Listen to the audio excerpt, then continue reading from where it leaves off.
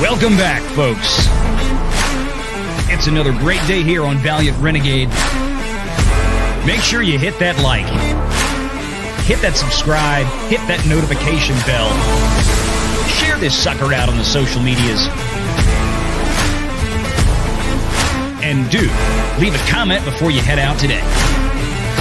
Because this is where Hollywood comes to get put through the business and financial lens of reality.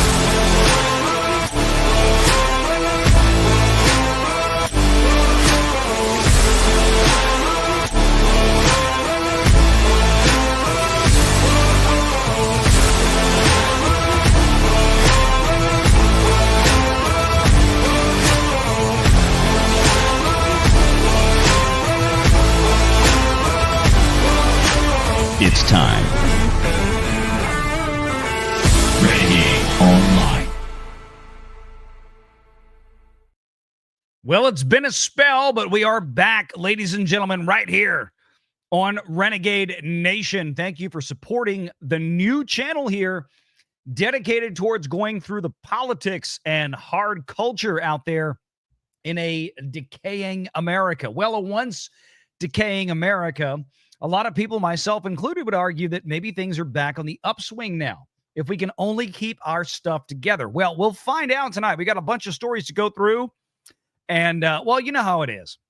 On the main channel, we are dedicated towards putting Hollywood through the financial lens of reality. And here we are dedicated towards putting culture and politics through the, well, not just the financial lens, but the political lens of reality as well. So, well, you know, that's just what we're going to do. We're going to keep on trucking along. And you guys out there obviously have been hungry for me to get back and do another show here. We got a lot to go through tonight. Stay tuned.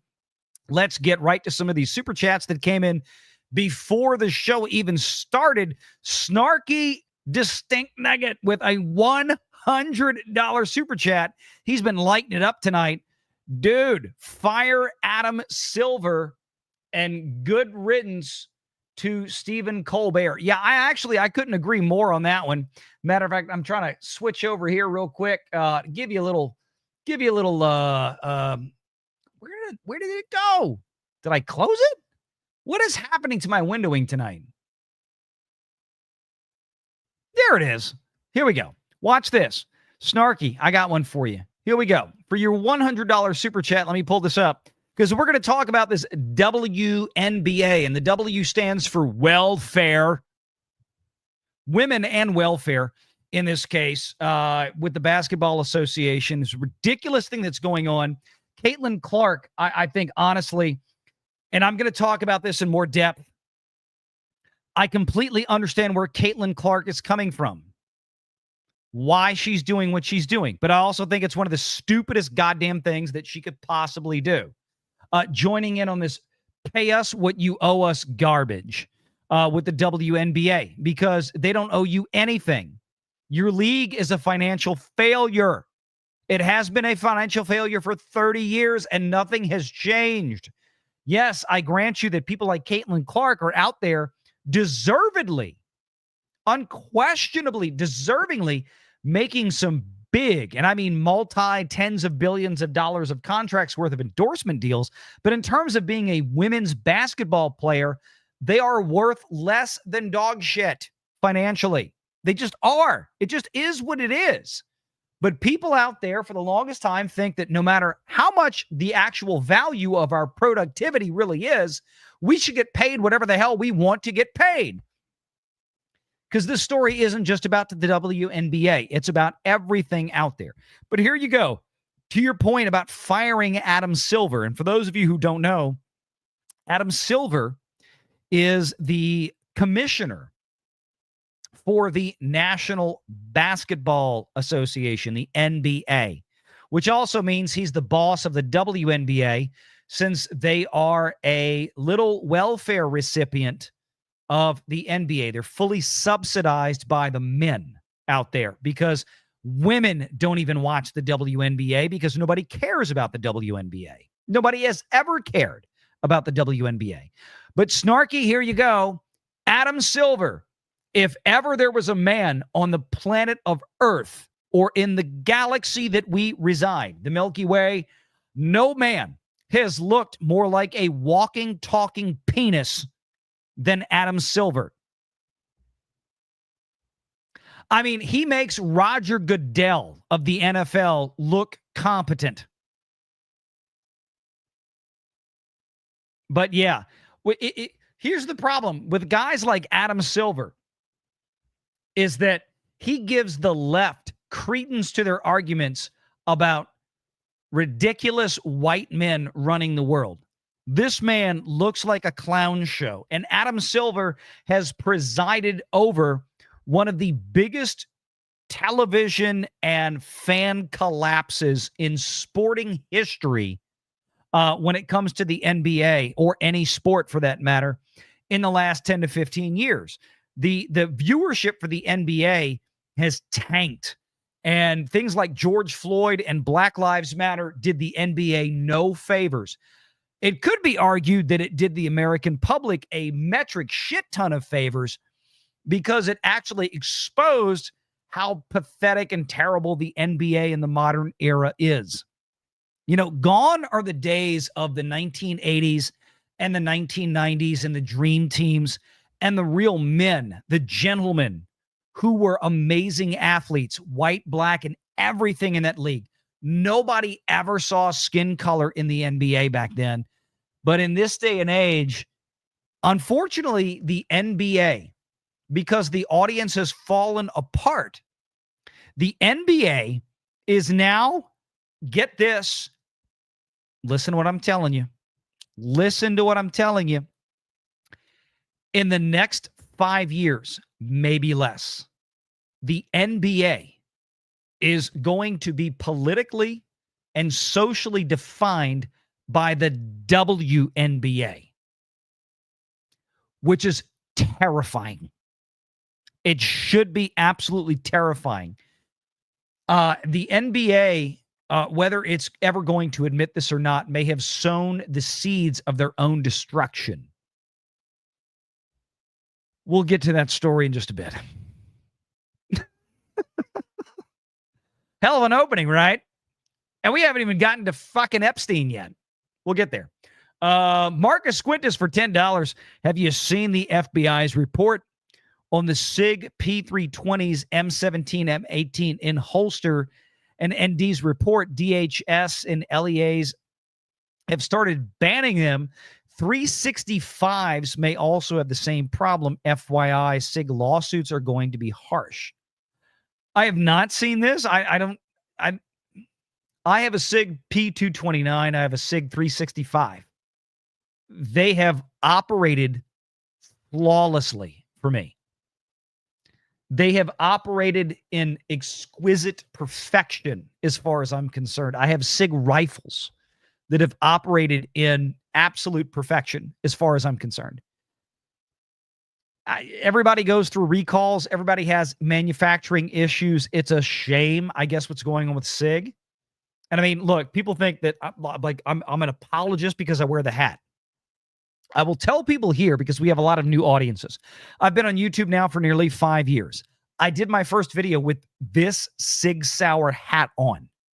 It became a thing. It kind of became a staple as Valiant Renegade for the SIG hat. So we've just run with it. So, I mean, and look, Marcus has been a great friend of this channel for the longest time. So I'm not pissing on Marcus's cornflakes here. But just, this is for the rest of the audience out there that may not know that, I mean, SIG's got to deal with SIG stuff. But I'm not going to give up my gear for them. I mean, we got, well, I took it out of here. No, I moved it. No, I didn't. No, that's my H&K. Been a big fan of P229, you know, and again, operating YouTube in a safe and demonstrative manner. The SIG P229, right? You know, big fan of this. And I've never had an issue with the 229. I've never had an issue with my 365. That is my daily concealed carry weapon. Our good buddy out there, Law of Self-Defense, which I think he changed the name of his channel to the Andrew Branca Show or something, but Branca carries a 365 as well, a SIG 365, if I'm not mistaken. Very, very, very popular gun. It's one of the most number one, I think it might be the number one selling conceal handgun out there. Because if if you want to carry a Glock, you're either gay or you're a ghetto drug dealer. One of the two. It's like kind of like owning a Cadillac Escalade. You're either gay or you're a drug dealer. It's one of the two. One of the two. Juliet for 2 British pounds sterling. Good morning, Renegade Nation. And chat, Juliet, good morning to you, my friend. Sherry Lynn, where's the memberships? We ain't done them yet. Marcus Quintus for 5. Pay what you owe us. Yep, the owners are going to pay you the exact amount of money you sign your contract for. Good luck. Yep, we'll get there. Hillis Mallory for $20. The welfare NBA needs to fold at some point. Dude, it's been 30 years. When is it coming? Not every player is going to be Caitlin Clark, just as we didn't have every player be a Michael Jordan. Rick Smits of the Pacers tried to be, but his feet were glued to the ground. Here's the thing, though. Back in the days, Hillis, of Jordan, you had Scottie Pippen. You had Karl Malone. You had Magic Johnson. You could go on and on and on and on and on. There were so many, some of the greatest athletes, and not just in the sense of on the court, but they were incredible gentlemen. Like, nobody ever thought that Michael Jordan or Scottie Pippen or some of these other guys out there back on the Dream Team were going to be, wound up in a murder racket or a drug dealing racket or whatever else. They didn't go out there. They were true gentlemen. They behaved like adults. And part of the problem with the NBA in modern culture is that it's become far too thuggish. Oh, Valiant used the racist word. It's code language for the N-word. No, it is what it is. And I'm done. I'm like, this channel was created to cut through the bullshit. And I'm tired of the bullshit. The problem with the NBA is that most of America has just like, they glance off of it now. There's a reason that the NFL is the sport contract, at least in terms of television and revenue generation, is the envy of everyone else. And this is not to say that the NFL is free from those problems. It is not.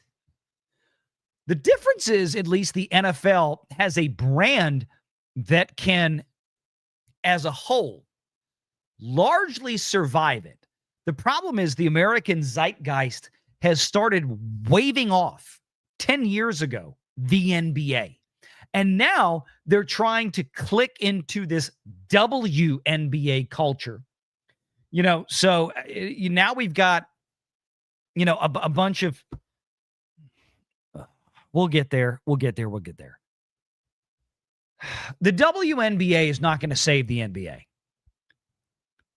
Unless and except Hollywood overcompensates them for what they have, which they may well do, because white guilt and liberalism is a stupid, short bus, retarded thing. Don't be surprised if we see more of that. Thank you, Snarky. JPS, it's a great day in America, he says, for $5. Trump is getting the Redskins and the Indians back. Time will tell. Crimson Splat, I just hit like for the intro music. Cap Strong says y'all need to type in chat to get tagged. Yes, indeed. And Medmut, I didn't know Ramses the first mummy was head of the NBA.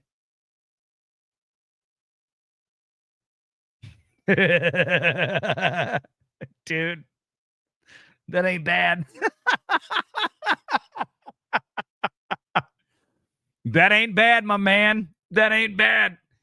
Thank you guys out there. We need the support. We got bills to pay. Look, I told everybody on the beginning of the regular show earlier tonight on Valiant Renegade that It's been a hell of a freaking weekend. It has been clinically retarded of a weekend.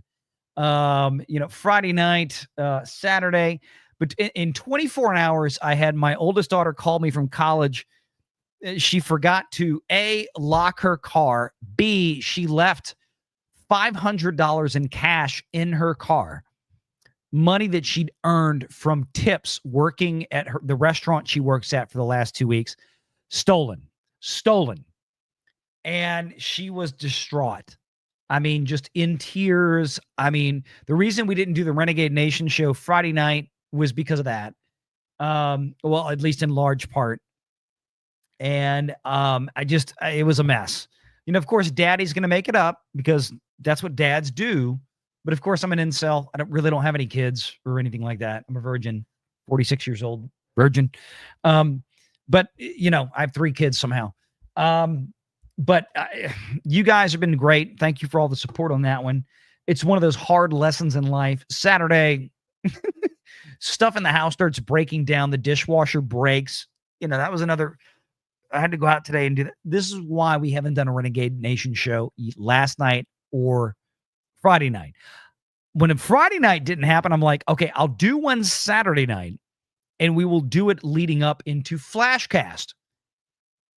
And then the dishwasher thing and something else in the house. I'm like, oh, God, just shoot me now.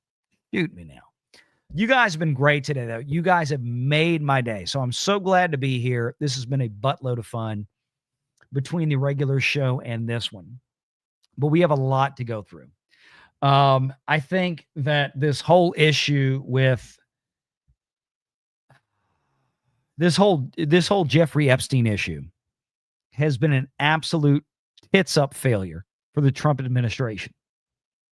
And I'm a lot like Jeremy, who, by the way, all due respect, you guys know that we here on the Renegade Nation, we cover a lot, or we're trying to cover a lot of the same types of topics that Jeremy does on Cobra Cast. However, we do it in a slightly less gay fashion. We are slightly less gay than Jeremy Prime. And we're proud of that fact. That's why you come here.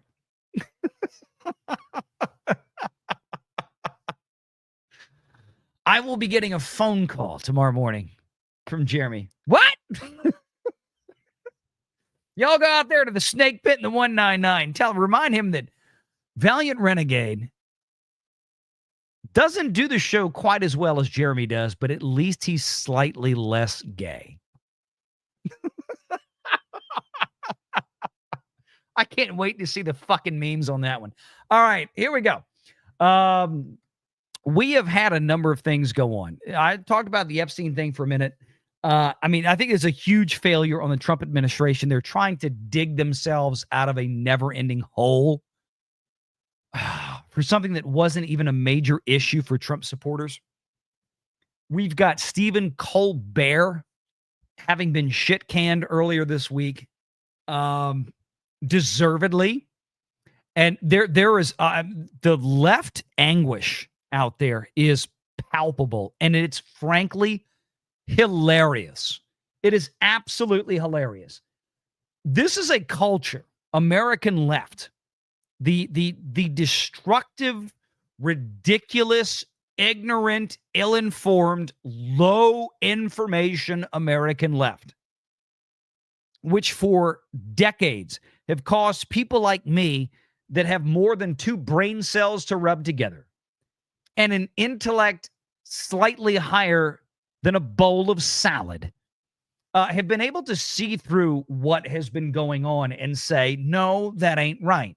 But that side of the aisle never ceases to amaze in terms of how long, how far, and how fast they can jump on and ride that little short yellow bus to school, to government school. And we've got nothing different here tonight. So let's get into it. I covered this on a new video, an original video on the main channel on Valiant Renegade, which if you guys are here for Renegade Nation, you've never seen the main channel, get on over there. The main channel at Valiant Renegade on YouTube. CBS to cancel the Late Show with Stephen Colbert citing a financial decision. Now, as I stated in my video previously, yes, the bulk of this is a financial decision, although it's not entirely the financial decision that people would like to leave it to. Okay? There's more to the story than that. There's much more to the story than that. And if you're watching out there right now, please, if you haven't done so yet, please hit the little like button, hit the thumbs up button for me. We appreciate it.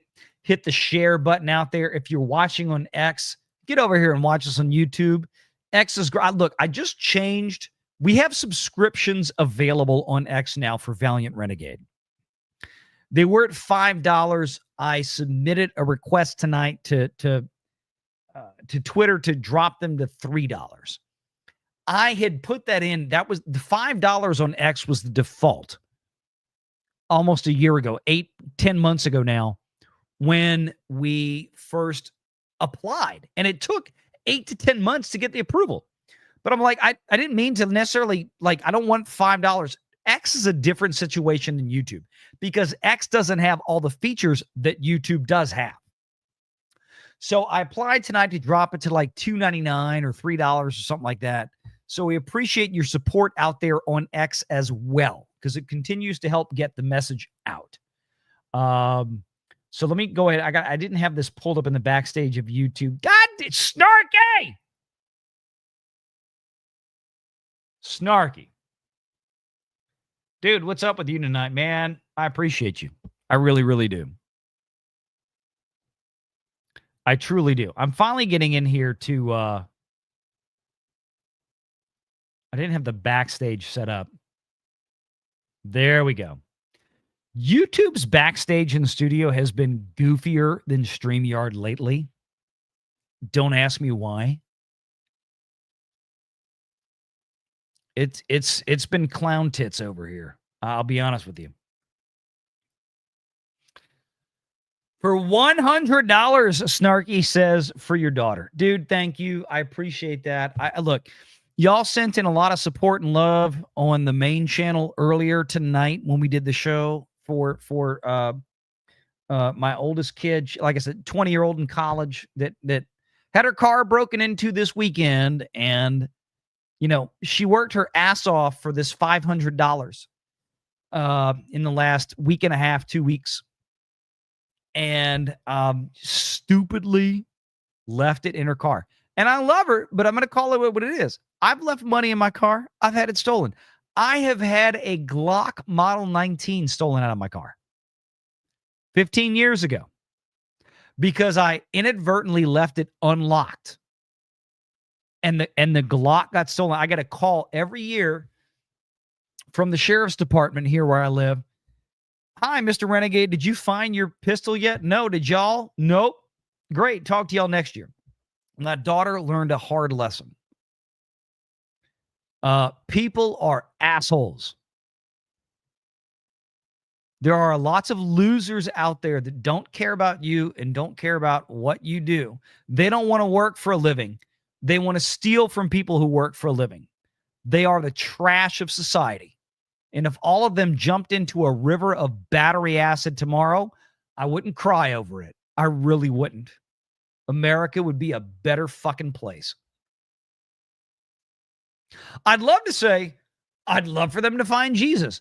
But the reality is there's a better chance of these people jumping into a river of fucking battery acid than finding Jesus. Again, I can't get the math brain out. I wish they would find Jesus, but it ain't going to happen. Marcus says for $2, how's Renegade Jr.'s lawn care empire going? Need an update. Doing very well. He's been busy this summer. He's trying to juggle a lot of things, but he's getting more proficient, and I'm really proud of what he's doing. He's working very, very hard. He's got a lot of jobs coming up in the next week or two. So I'll definitely keep you posted. I need to go try it out in video when he does it. That's for sure. Thank you again, Snarky. Thank you so much. James all day for $5 says the culture in America is slowly shifting. Common sense is coming back, and I love it. You goddamn right. Larry Bird, my dude. There was another one, Cap Strong, back in the 80s and 90s. Absolutely. Staccato. Staccato, I got to give you an update, my friend. So here's my plan. Staccato out there has been ponying money up into the Staccato fund for me to go buy a Staccato pistol, which I still have escrowed, dude. I haven't forgot. I've been super busy this summer, but I haven't forgot. So here's the deal. My birthday is coming up in the next 60 days. Let's leave it there. So I've been banking this, and what I'm going to do is we're real close. What I'm going to do is I'll do like because people keep asking me to do like a birthday show. I don't normally do it. I don't normally celebrate my own birthday. But oh God, I forgot the thing was unlatched. But I'm going to do it. And I think what I'm going to do, Staccato, is I think we're real close to the goal. If I'm there, what I'm going to do is I'm going to go, that's going to be my birthday present from the chat, is the Staccato. So if you guys want to contribute to the Staccato fund, it's there. We're right there. I think because we're at this point of the year, I think it'd be fun to do this. So because the audience, you guys are really generous. You always ask like, what can we do? I want to help, blah, blah, blah. I go, okay, we got birthdays coming up. I know, like I said, I normally don't celebrate birthdays, but I think this would be fun to do because we're right there. And then we'll do a Staccato thing for the birthday. So thank you. Staccato says for $10, I lost all respect for Caitlin Clark when she claimed she had privilege. Screw her. Yeah.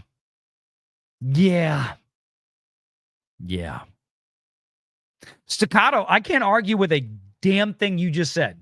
I really can't. I totally agree with it. But at the same time, and we'll get to that story, the issue I have, and I dial it back a little bit with Caitlin Clark because of racial issues. Oh my God. He did not just say racist. Yes.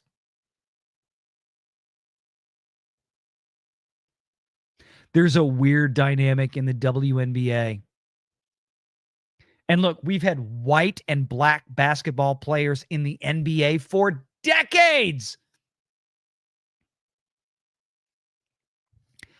And nothing in my memory has ever come close. Nothing in the NBA has ever come close to the sheer amount of racism in the WNBA, the welfare women's basketball.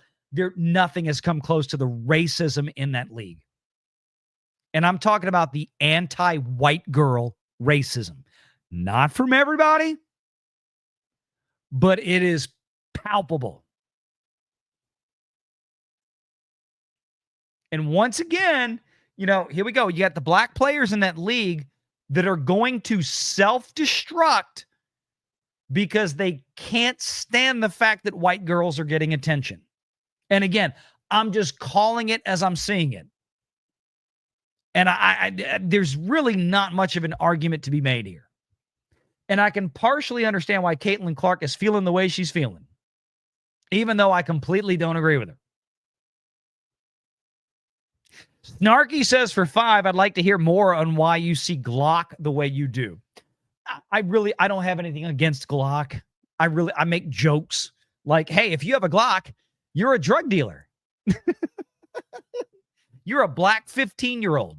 Because that's what you always see on police body cam videos is 16-year-old black kids with Glocks with switches on them.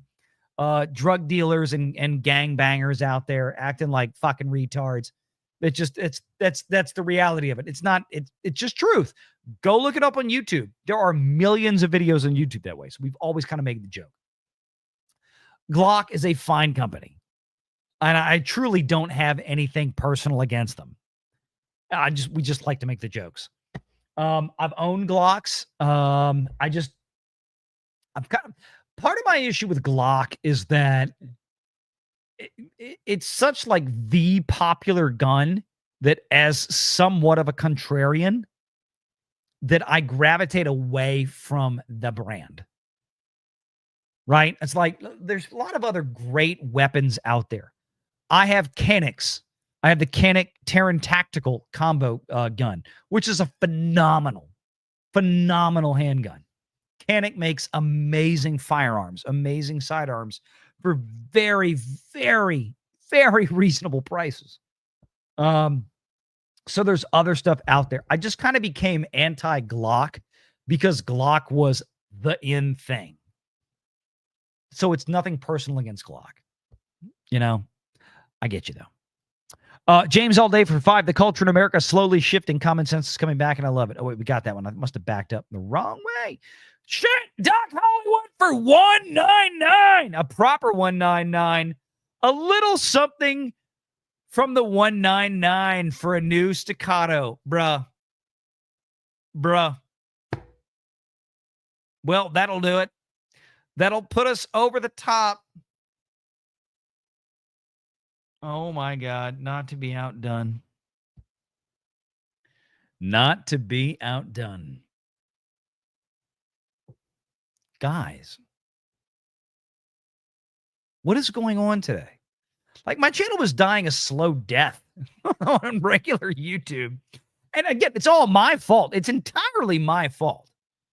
Because I haven't been making near as much original content as I used to do before this year. I've been so busy. And it's been good busy because I decided, I talked about this to friends the other day, and I'm like, look, my thing is that the older I get, the more I realize that I want to spend more time with my children because they're 20, they're 18, they're 14. I'm like, I got limited time left with my kids. And I'm like, I love these kids and I want to spend more time with them. So I got to sacrifice something. I can't sacrifice the day job because I manage a lot of money for a lot of clients and I love doing what I do. I've been doing it for over 20 years. So I've been making as many original videos. And I feel like, should I still keep doing this? You guys come in. Holy shit, staccato. It's the birthday's 2 months away.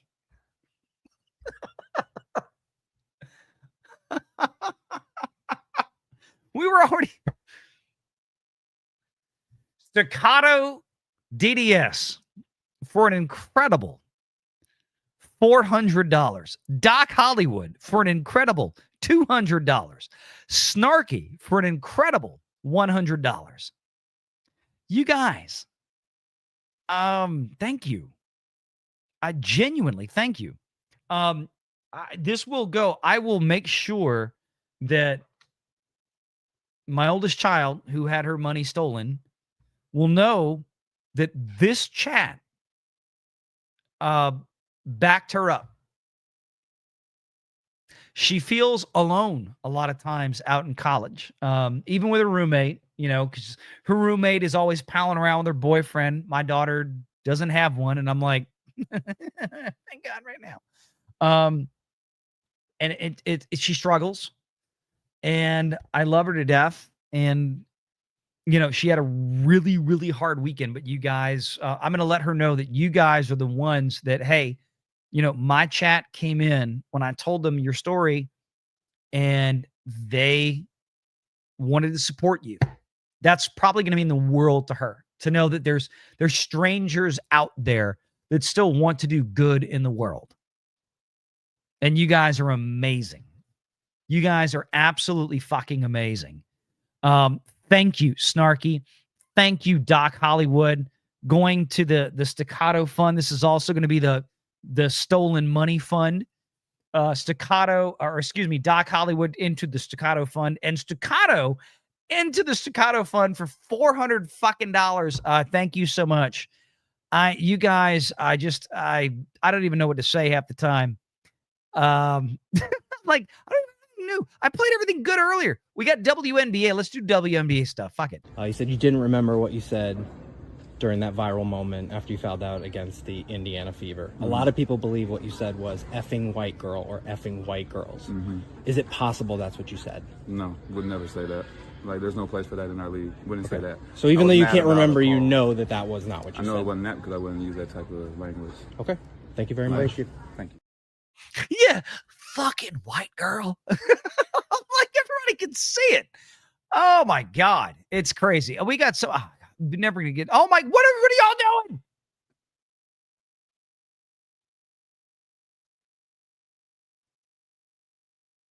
Y'all crazy. I don't know what's going on tonight. I'm never gonna get through this show, and I love it. I love it. Thank you.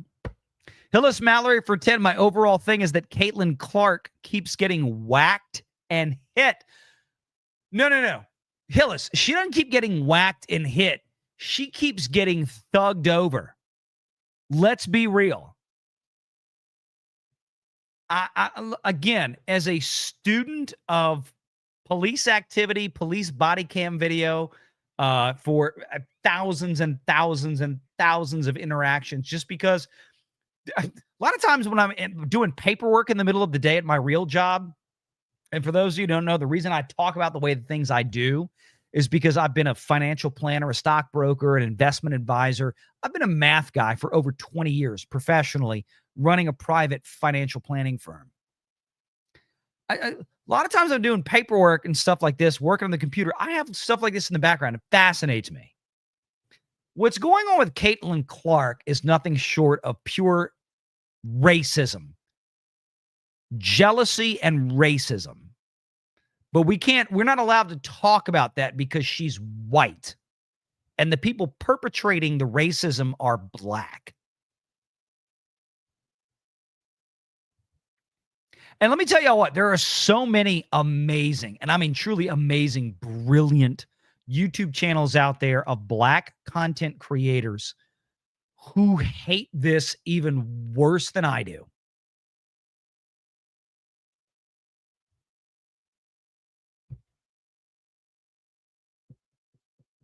Hashtag black fatigue. They have a very different perspective on black fatigue. Yeah. It's an attitude fatigue, and that's what's going on in the NBA. But Caitlin Clark, who probably just doesn't want to get the shit kicked out of her anymore, that's part of the issue. And she's going to carry the torch. We'll eventually get to the subject matters here. You guys are going nuts right now. Thank you, Hillis. Marcus Squintus for another $100. Just remember, H&K made plastic guns in the 70s before anyone else. And here you can buy extra bags for the new Gat. And I have a plastic H&K gun. This is not the plastic one, Marcus. That's the 40 caliber H&K. The first handgun I ever bought. So there you go. Still love it. Still love it. The only problem I have with that gun is the trigger pull is like 8 pounds. It's way too heavy. And in 25 years, I've never taken it into a Smith to lighten it. I need to get the trigger pull down to about 3.5 pounds. It's way too freaking heavy. The pistol, I mean, it is an amazing pistol. It is wonderful. The trigger pull is just too damn much. That's my only issue with it. Thank you, Marcus. Gene Michael. Good Lord. For $100 in Canadian pesos. For you, your daughter, and your work, sir, we love you and your family. God, you guys, what the hell is going on tonight? We thank you. We absolutely thank you. This is incredible. Snarky, happy birthday. Don't care if it's... What are y'all going to do in September?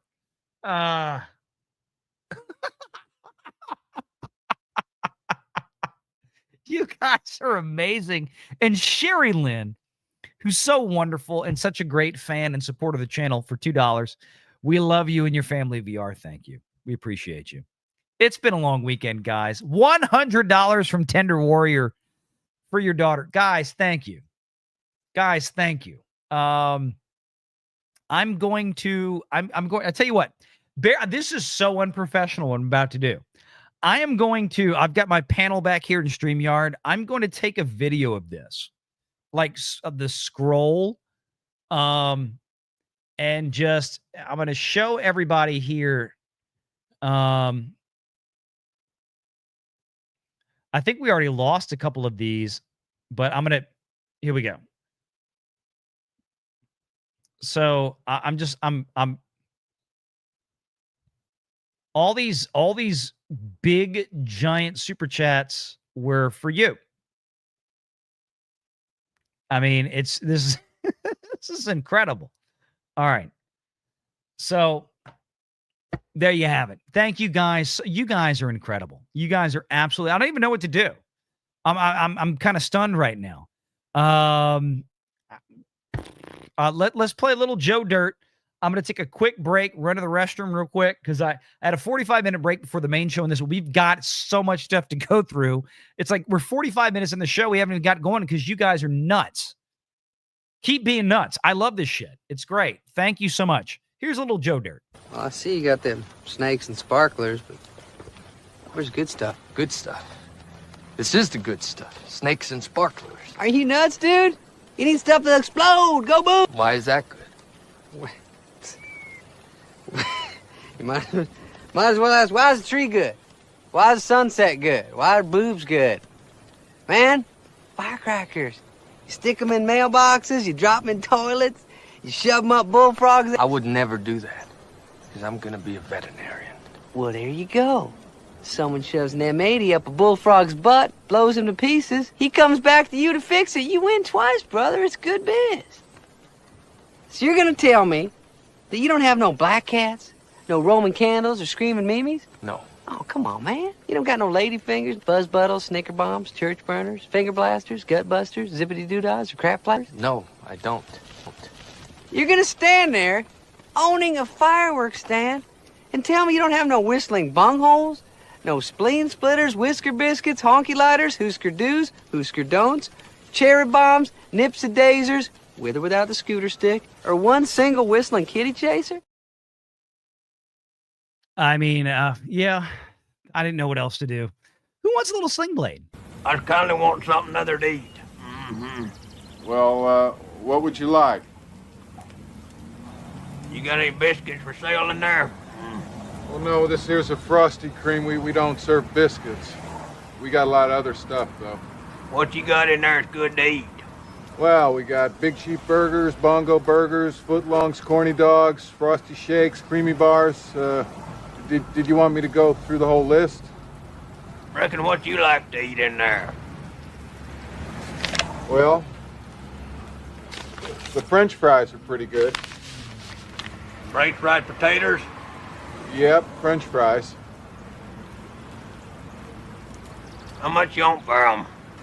Well, they're 60 for the medium and 75 for large. I reckon I'll have me some of the big ones. Get me some of the big ones. I think some of those chicks in the WNBA are not interested in the big ones. All right, let's get into it. You guys have been amazing. I seriously, I'm beside myself. You guys are absolutely incredible. Please hit the like button if you're watching on YouTube, if you're watching on X. If you're watching on X and wondering what the fuck is going on, you need to get over to the YouTube chat. We put the link there because I love X to death, but they can't do what YouTube does. I hope that X one day can replicate what YouTube does, but they cannot right now. So let's dive into this. This is what happened earlier this week. Okay. CBS canceling the Late Show with Stephen Colbert, citing a financial decision. Oh, I bet they did. And I talked about this in a custom video on the main channel, as I mentioned earlier, before you guys went bananas. TV's ongoing problems with late night have come for Stephen Colbert, with CBS announcing Thursday that it plans to end his late show after the next TV season, citing a, quote, financial decision. The maneuver, which ends years of original late night programming at CBS that started when the network lured David Letterman from NBC in 1993, comes as the economics of wee hours TV have been deteriorating, with media companies growing wary of the high price tags involved in producing the shows, while the young viewers they try to attract watch more of them via digital video. Now, let me be very clear on this. And people out there in the social media ecosphere have been touting this as some type of Greek travesty because, Stephen Colbert had the biggest audience-ish, quote, whatever, who gives a shit. Stephen Colbert allegedly had the biggest audience on late night TV, but not in total. He had the biggest audience on late night TV for the major over-the-air broadcasters. And by that, I mean CBS, ABC, and NBC, and Fox, but not Fox News. Because Greg Gutfeld smoked Stephen Colbert by a couple of million viewers every night. And Stephen Colbert was the biggest dog when it came to ABC, NBC, CBS. All right? Stephen Colbert wasn't drawing the key demo anymore. He wasn't drawing that 18 to 35-year-old group anymore. That was going down the tubes. And the problem with late night hosts in the more modern era, and when I say the modern era, I'm talking about post Johnny Carson. Okay? We're going back 30-something freaking years here. I'm talking post Johnny Carson. It's not the same.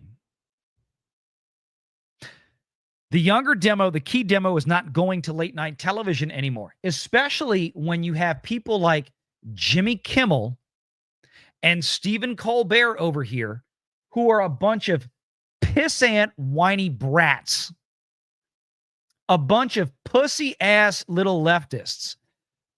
Most people, and this is an observation that Rush Limbaugh made decades ago, the reason that left-wing liberal talk media doesn't work is because most people out there, just as it was back in the 90s, although maybe to a lesser extent today, because of the degradation of society, most people still don't want to hear people like Stephen Colbert and people like Jimmy Kimmel get on their hands and knees and suck from the garden hose of government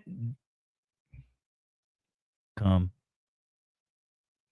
And most people don't want to hear people bitch and moan about how bad they think America is. That's the bottom line.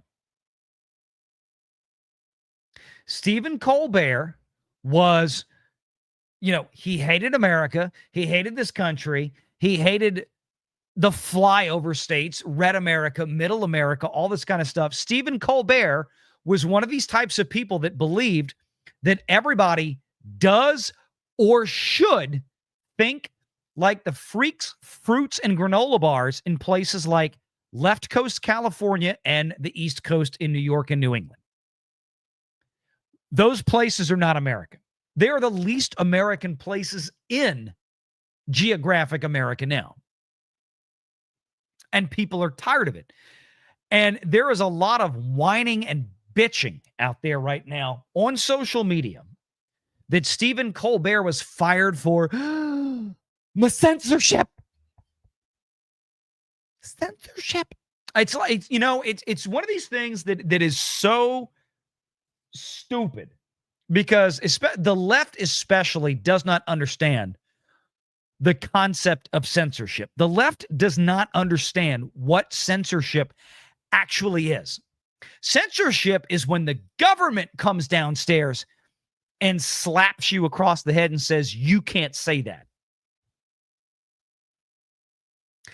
When a private business, but Valiant, it's public, it's a public company, it's traded on the stock exchange, it's still a private business. It's not owned by the government. People don't understand the concept between public and private anymore either. That's a real problem I have. But then again, I'm just a Gen Xer. We were the last generation to get the shit right. And I know I have a lot of Gen Xers in the audience. Y'all know exactly what I'm talking about. But you have this whining and bitching that he's been censored when he's not been censored. CBS has simply made a very conscientious decision a financial decision that, hey, and look, I don't, to my knowledge, unless I've missed something, chat, y'all tell me if I'm wrong. I'm not aware that any actual numbers have come out. I'm not aware that any actual financial figures have been released in terms of what Stephen Colbert was asking for upon his contract renewal in 2026. Because all we know is that CBS has said, nope, we're good. I'm good. Okay, walk, we're good, fine, bye.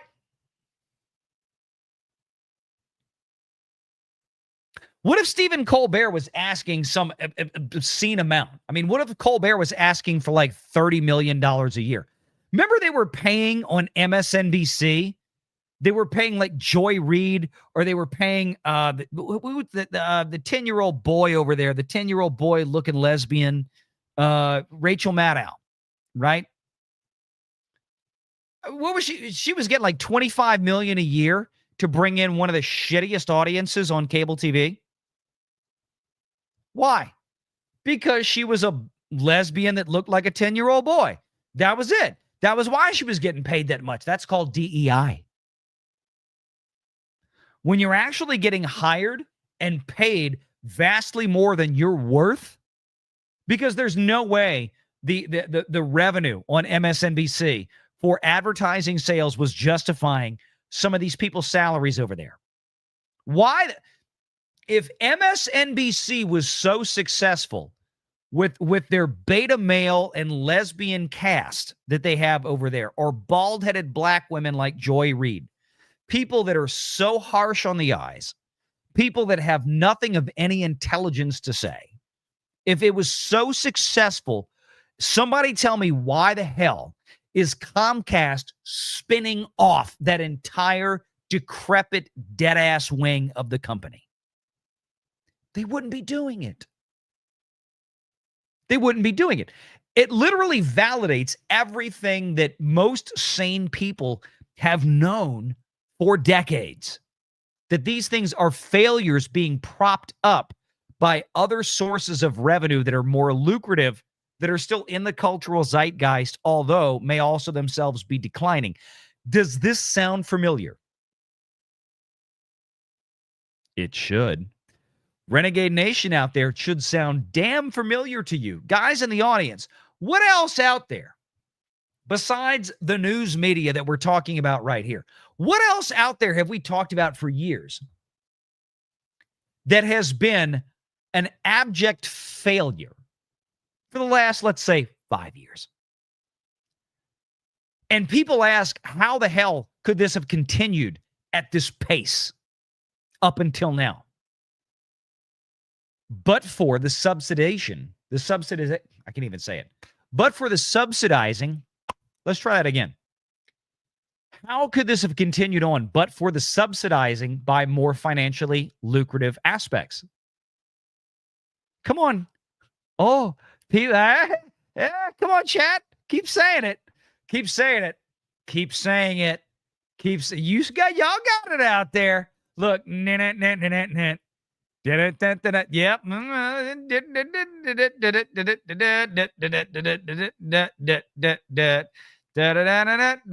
Yep, that's all. Yep, exactly. Disney.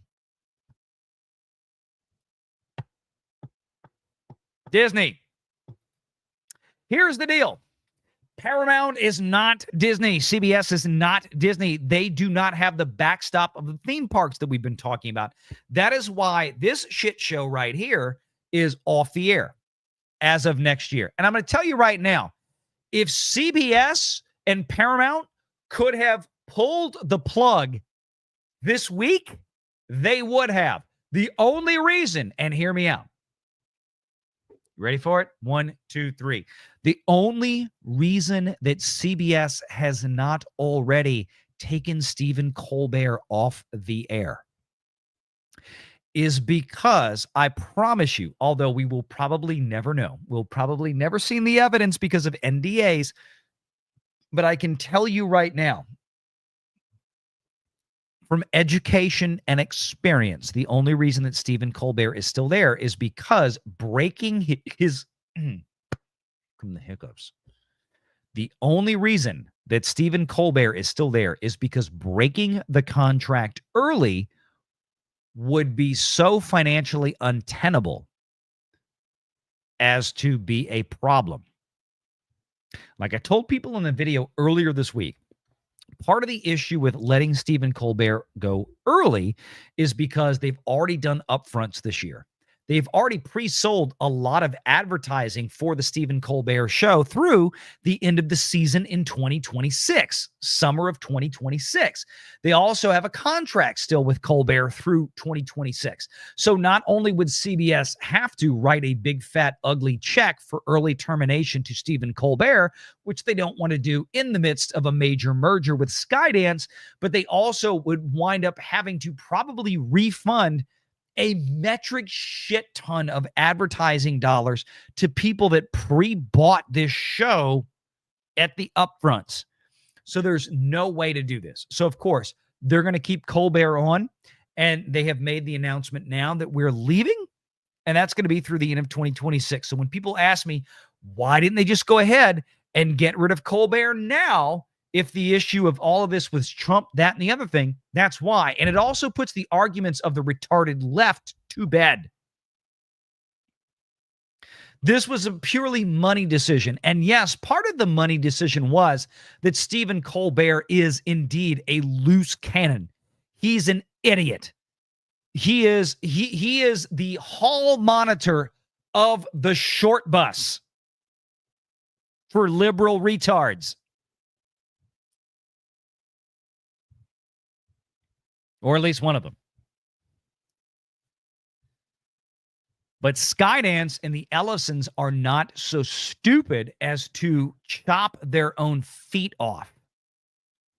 Because during a transition process at this scale, and we're talking $10 billion plus, there has got to be some reservation of personal feelings. Even if we thought the Ellisons were diehard MAGA people, which I'm not saying they are at all, but even if they were, right?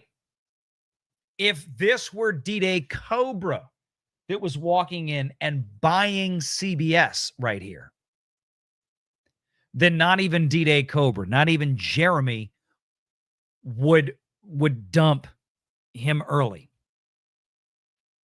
because it would be a financially untenable decision. So that's why he's going to hang around for an extra year. So again, we're going to put Hollywood through the business and financial lens of reality. We're going to put dumb stuff like this and politics through the business and financial lens of reality, even though this is still certainly, absolutely Hollywood and media adjacent. No question. No question. But it does bridge the gap. Who knew David Ellison would be the savior of CBS, says James all day. Yeah, I know. We don't know that for sure yet, but it seems pretty damn good. It seems really, really damn good. Yeah.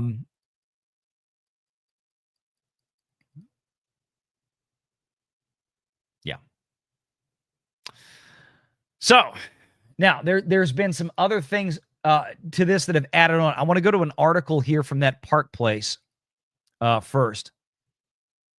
And we have some of the reactions, some of the fallout here has been spectacular, right?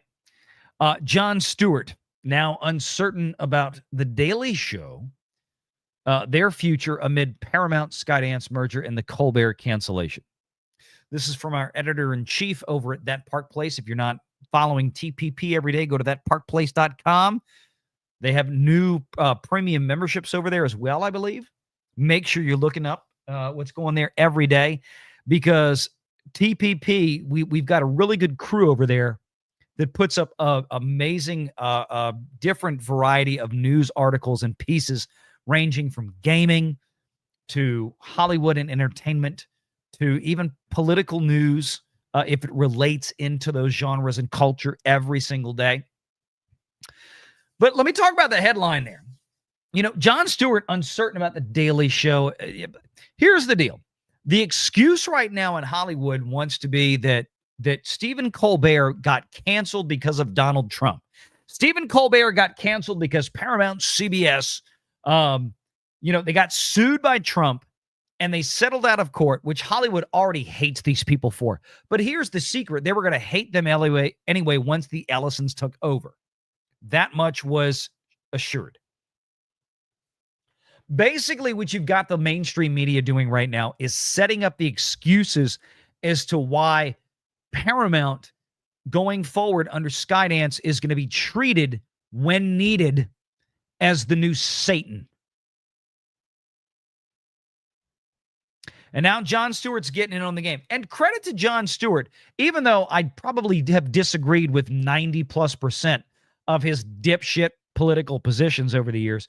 Jon Stewart, at least, I remember watching The Daily Show when it first happened in the 90s. And it started with Jon Stewart. I remember watching it back then. I remember his political takes were, in many cases, about as stupid as you could imagine, about as uninformed, unintelligent, and ignorant as you can imagine. And especially from a guy who snorted cocaine off of his desk for God knows how many decades. But Jon Stewart, to his credit, was at least funny. He was funny when he made fun of Bush, when he made fun of this, when he made fun of Republicans and all this. Even though I didn't necessarily agree with what he was saying, the way he delivered it was always like truly comedic. The ones today are just mean, they're vindictive, and they hate America. They hate Americans. And a lot of times they hate white people. They're racist. They're anti-American. Jon Stewart wasn't one of those guys. At least in my opinion, my humble opinion. And again, this is back from when he started 30-something years ago. And now, the guys that replaced him like Trevor Noah, who are one of the most absolutely worthless, unfunny people I've ever seen in my life. Trevor Noah is awful. Just absolutely awful. And the fact that Comedy Central kept him on as long as they did. And I mean, he tanked the ratings. But frankly, Comedy Central had become one of those types of operations that didn't know how to fire a black guy.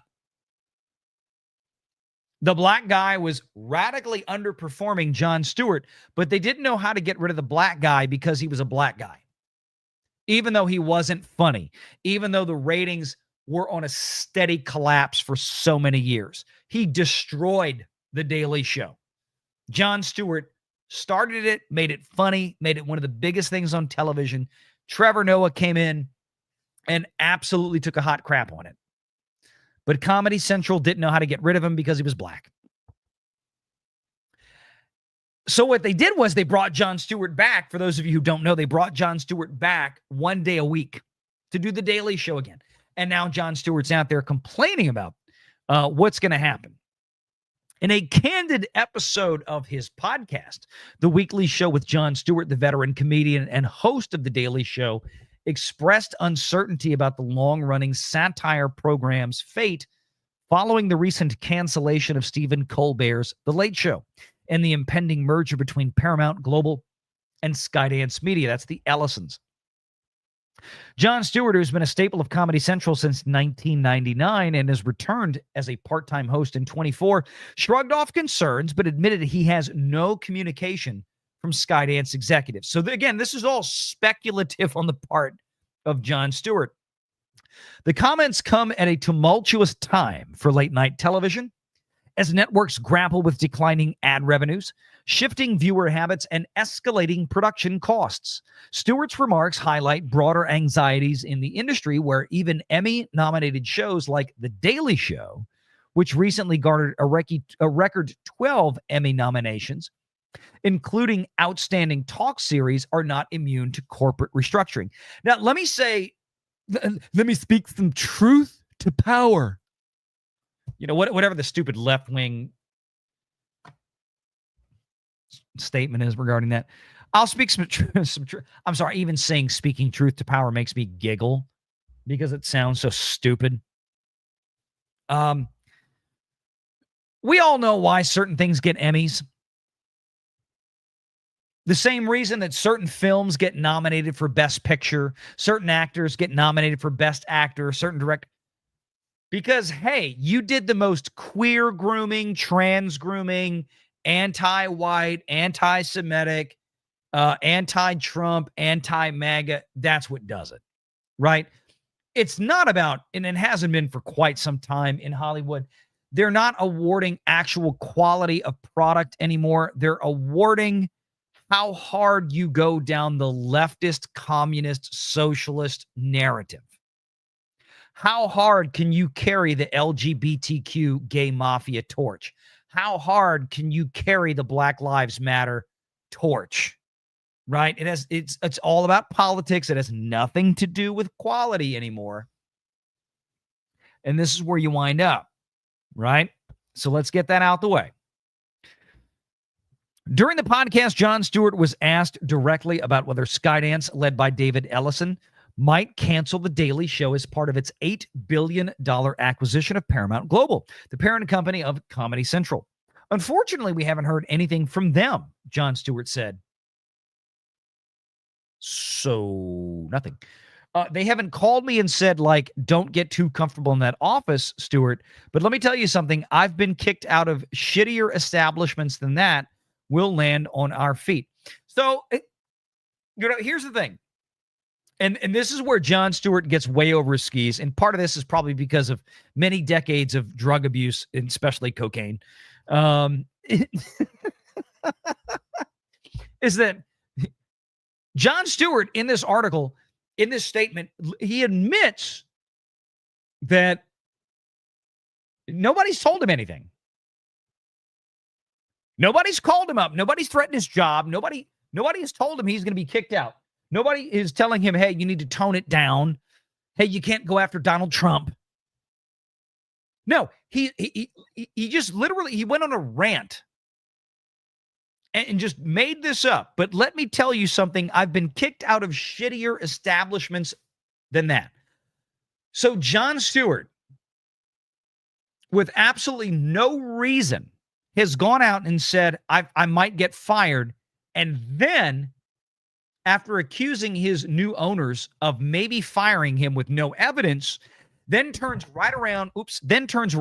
I'm getting too animated. Then turns right around in the same statement and then calls his new boss a shitty establishment.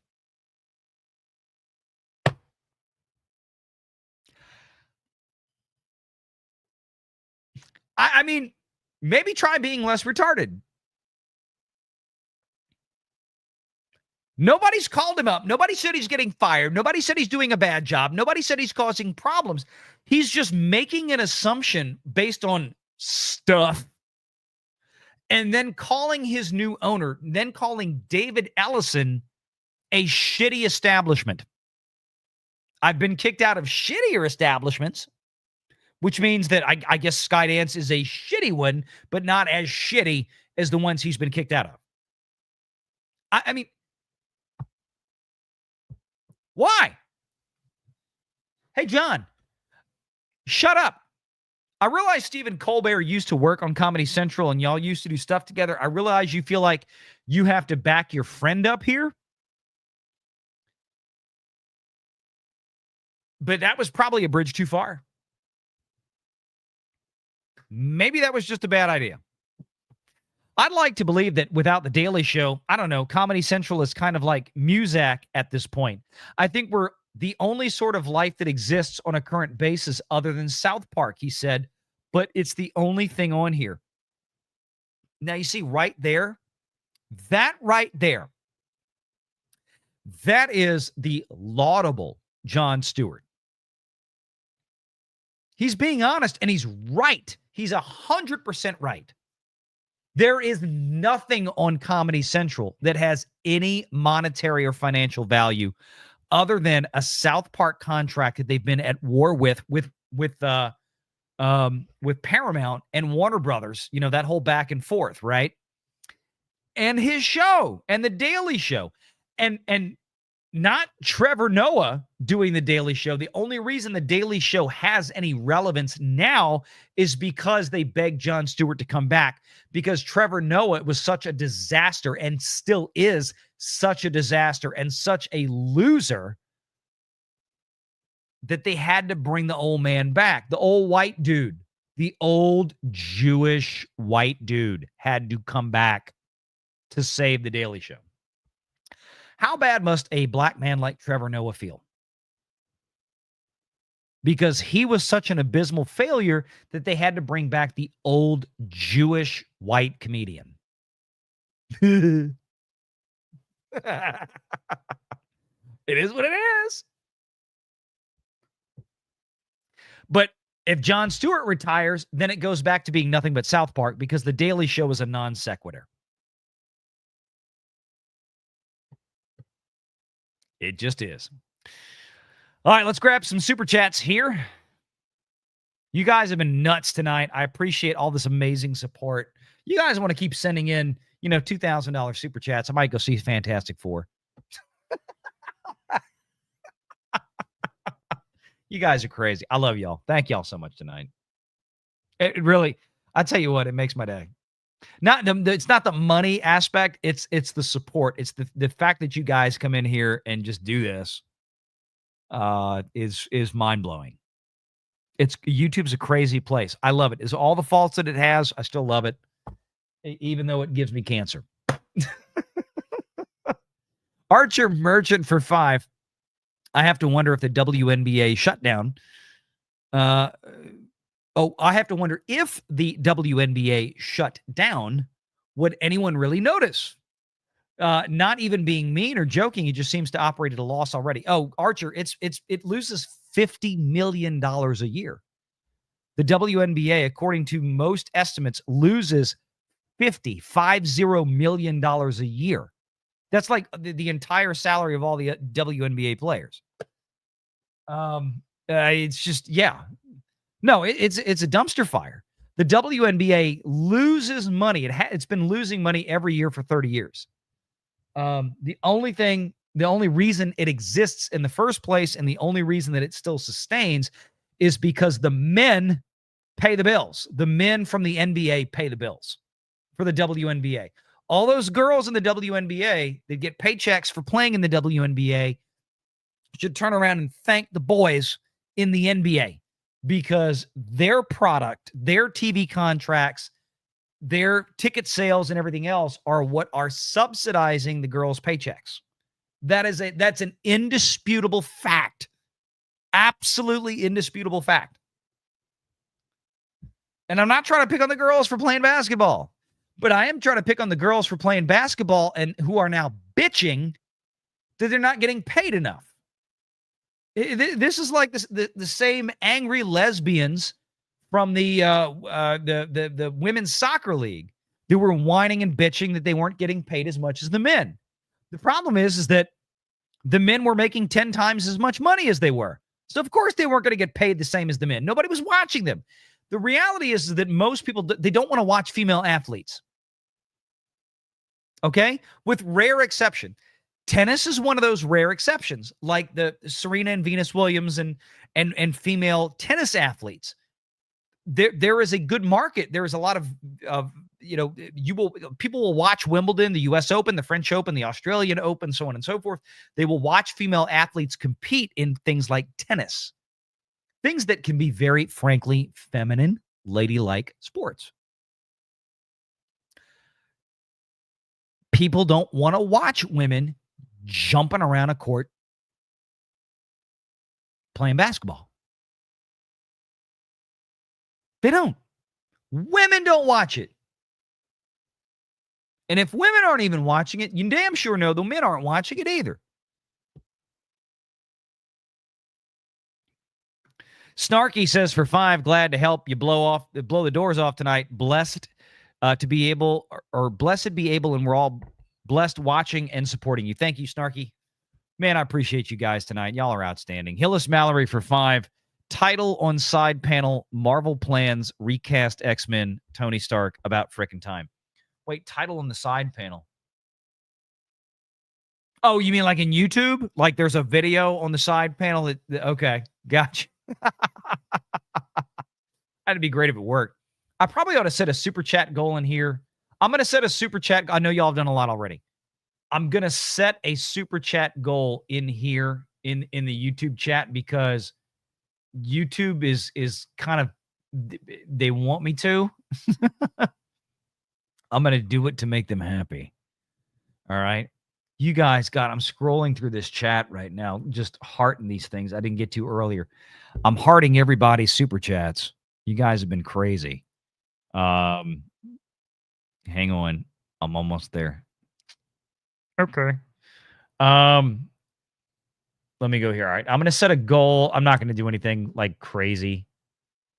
I'm going to do 10 super chats in the next hour. If we get it, we get it. If we don't, we don't. I ain't complaining. You guys have been outstanding. Again, I'm doing it for YouTube because they want us to do this. I've been remiss in the last month, and I think YouTube's kind of bit me in the ass for it. Like, just not that we hit the goal, just setting the goals. Setting the goals. YouTube is very weird this year, and I've noticed a lot of drop off for a lot of channels. So I tell people, make sure you're still subscribed. Make sure you hit the like button. Make sure you share it. Make sure you have notifications turned on because YouTube is doing a lot of weird shit. Trust me. Trust me. Tonight is Kona Big Wave. This is one of my favorite summer beers. That is good stuff. I love a really good light, like super light, like Stella in the summer. You know, something that's like a really bright, light blonde ale or a Kolsch. Really low alcohol content. You just want the crispness. I really love that in the summer, especially down here in Louisiana, man. Archer Merchant says maybe they released the Colbert news early to see if he breaches any brand or ethics clause if he badmouths to avoid any breach and simply fire after. You know, it's one of those things to where it's California, right? Disney's going through this now with Gina Carano. You can't fire somebody for their political views, right? Because this is what Gina is suing Disney for.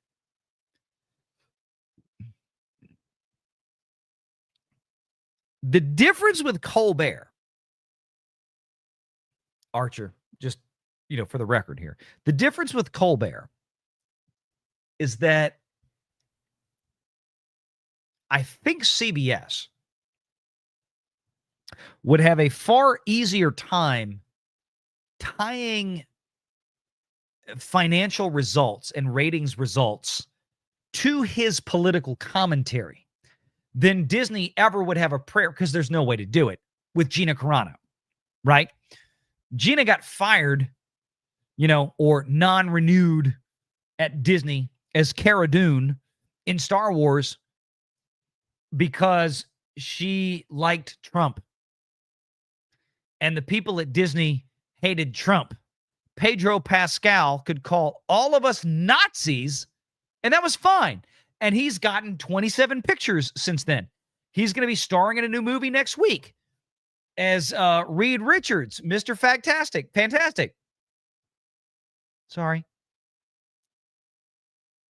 I didn't say what you think I said. Maybe I did. It doesn't matter with him because of the politics.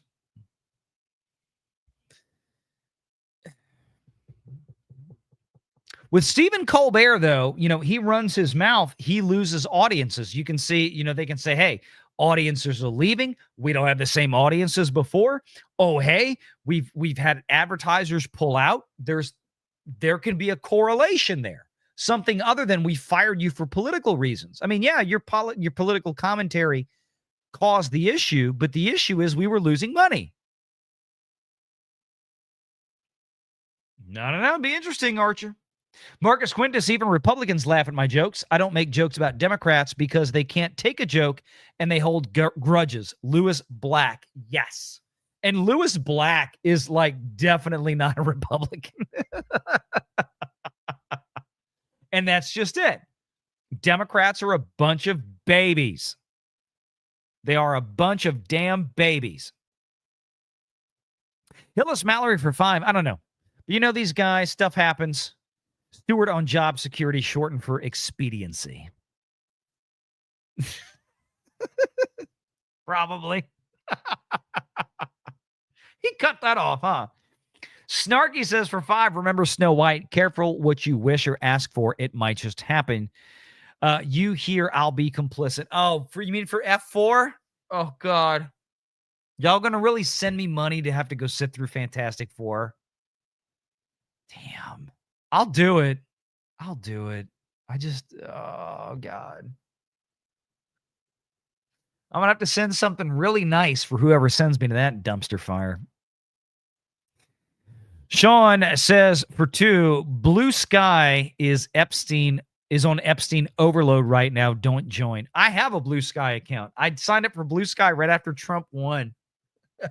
I haven't been in there in I don't even know if I've been on Blue Sky since January. I don't remember the last time I logged in. Dude, it's a dump. It's a pedo dump in there. That is a sad, disgusting place on Blue Sky. Marcus Quintus says, challenge accepted for the F4 thing. Y'all really going to do this? Oh, my God. Or for the goal. Hopefully for the YouTube goal. Snarky says for $5, 1. Snarky says for $5, 2. Oh, God damn it. For the goal, VR, awesome show tonight, says Darkspawn Alpha. Thank you. Tennessee Tornado says for 5, we rag on women's basketball a lot, but LeBron did at least have some talent. Did you really want to use the word rag? Talking about women's... Okay. Marcus for 2, Blue Moon is awesome on a hot date. That's a great one. And Hillis Mallory for 5, client list, likely not. List of island visits, plane rides, and meet and greets. Yeah, there you go. Yeah. That whole situation has been disappointing. Sorry, we covered this. We're a lot longer into the show than I thought we would be, but you guys are nuttier than a squirrel turd. So let me get back over here real quick. Let's cover some of these other stories because I want to get to Epstein. I want to get to we've been talking about the NBA off and on, but I want to get to some of the specifics and show y'all what we mean here. This was one of the other big things this week, which I absolutely loved. And, this is one of these issues that is so crazy because, I've been told for years that public broadcasting doesn't matter. It's the public funding from it is so paltry. So we don't even need to touch it. We don't need to cancel it.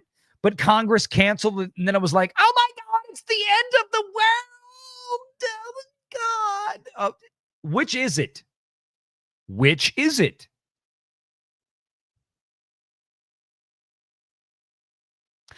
From Deadline, how public media lost the federal funding battle and what happens next to stations such as NPR and PBS. Now that Congress has zeroed out federal funding for the Corporation for Public Broadcasting, PBS, NPR, and stations across the country, we'll be scrambling to come up with plans for what to do next. It's funny. Our buddy Alan Ing put out a great post on X, and he said, what if these stations would just do a fundraiser for the audience, and the audience could call into the station and pledge money and support. In return, they'd get a tote bag.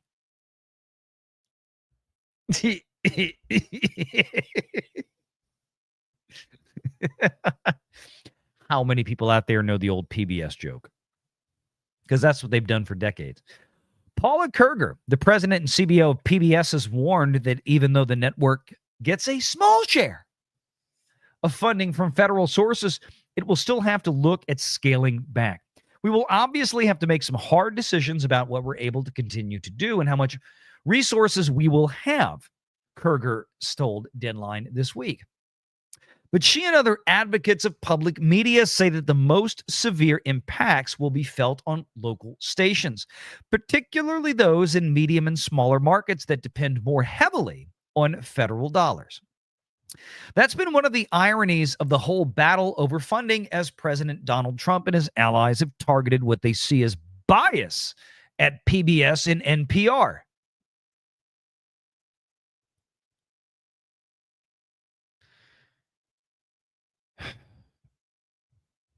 No shit.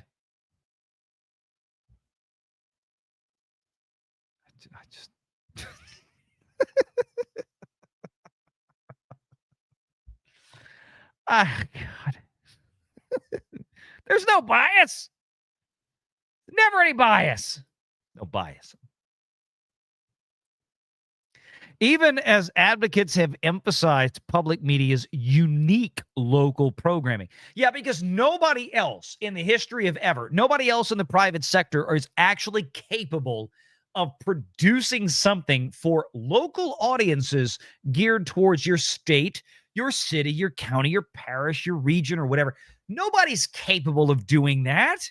We need the government to do it.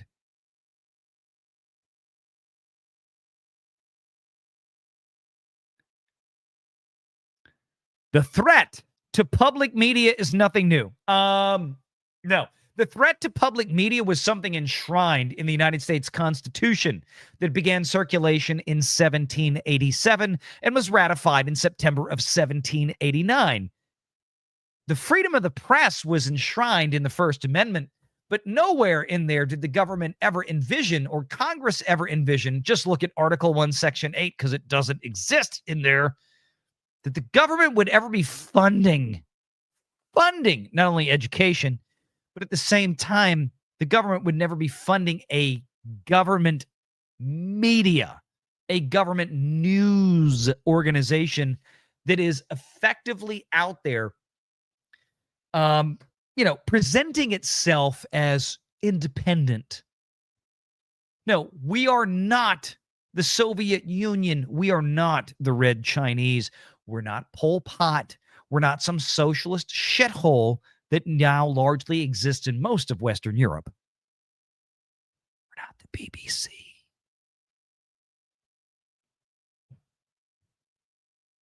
Bill Moyers,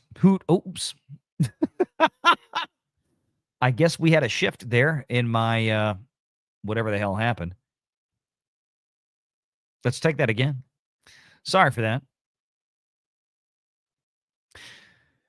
Bill Moyers, who died last month, was an instrumental figure in establishing the Public Broadcasting Act in 1967, along with Lyndon Johnson, as you can see there, who once said, if we can't keep those N-words voting for anybody else, we'll make sure they vote for us. Lyndon Johnson, Democrat president. He knew, Bill Moyers, that it was always going to be a political football, according to Frontline director and writer Michael Kirk, who worked with him earlier in his career. Despite being the home of shows for figures like William F. Buckley, a great hero and champion for Rush Limbaugh, and Newt Gingrich, the issue of federal funding did become a, quote, political football at times of risk and severe cuts, but always coming through the end. At times of risk and severe, but always coming through in the end. In fact, some detractors of federal funding came to grouse at the ability of advocates to draw parents along with a few Muppets to make their case. This time was different, as Donald Trump made it a priority to target PBS, NBR, and the Corporation for Public Broadcasting, albeit they are among many media outlets and entities he has tried to undermine. Once again, let me go back here and remind folks, and this is what I hate about the legacy media. Donald Trump has not really tried to undermine NPR and PBS and the Corporation for Public Broadcasting. They have spent decades undermining their damn selves in the exact same fashion that places like CNN and MSNBC have undermined themselves for decades.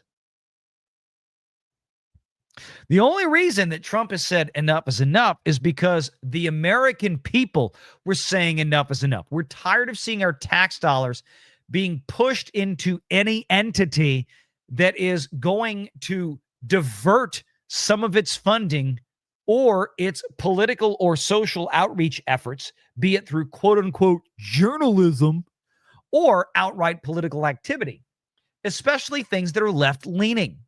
America doesn't want to see their tax dollars going to promulgate radical leftist ideology, which is frankly what places like PBS and the Corporation for Public Broadcasting and NPR have been doing for years. Because find me one time that NPR in a news broadcast has ever been favorable to a Republican in the last 30 years. It doesn't exist.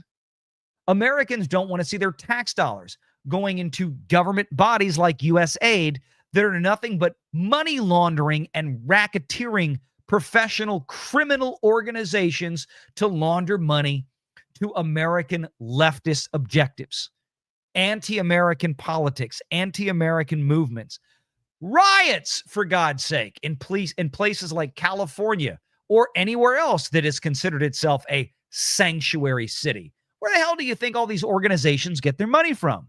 No, America got fed the fuck up with American tax dollars being shoveled in to all of these little underhanded communist organizations that are built to undermine American society. Donald Trump didn't just wake up one morning and say, hey, let's go pound PBS in the ass. No, it's because he recognized, along with the rest of the American public, that there's a big problem here. And there's no reason, nor should there ever be a reason, to take American taxpayer money to pay for the subversion of America, or in any way pay for politics and political pushing. That's what NPR is. This is what Donald Trump recognized. And this is some of the great stuff, the most type of thing that Donald Trump does in this case, is correcting injustices like this in the American system of governance, especially when it comes to where our dollars are spent. So good on him for this. But then it leads us into another conversation. People are mad about the Epstein thing. I'm not happy about the Epstein thing. And this is what makes the Epstein thing so damn frustrating, is that for all the stuff like this that we just talked about, for all of this sort of stuff, that Donald Trump is absolutely spot on it. And people are saying, I can't believe Donald Trump is wasting his time and Congress is wasting their time on such little things and not pulling funding from. I'm like, no, the little things are what matter. Piss off if you don't like it. Seriously, piss right off if you don't like it. This is exactly what Donald Trump was elected to do. What's frustrating is that, frankly, as much as we'd all like to see the people, the criminals involved with Jeffrey Epstein brought to justice or run over with an M1 Abrams tank on pay-per-view, we'd probably pay off the national debt with it. It wasn't something that Donald Trump was really elected on. And what I mean by that is that it was nowhere near one of the top issues. It wasn't even a top 20 issue. It wasn't even an issue with Donald Trump getting elected. Although this is going to go down as one of the biggest pooch screws in Donald Trump's presidential history, is the botching of the Epstein situation. And I know I'm late to the game on this. Like I said before, I did not have time to really get in here and dive into this like I wanted to in the last few weeks. I'm just going to pull up my X feed because I've got most of the stuff on here, right?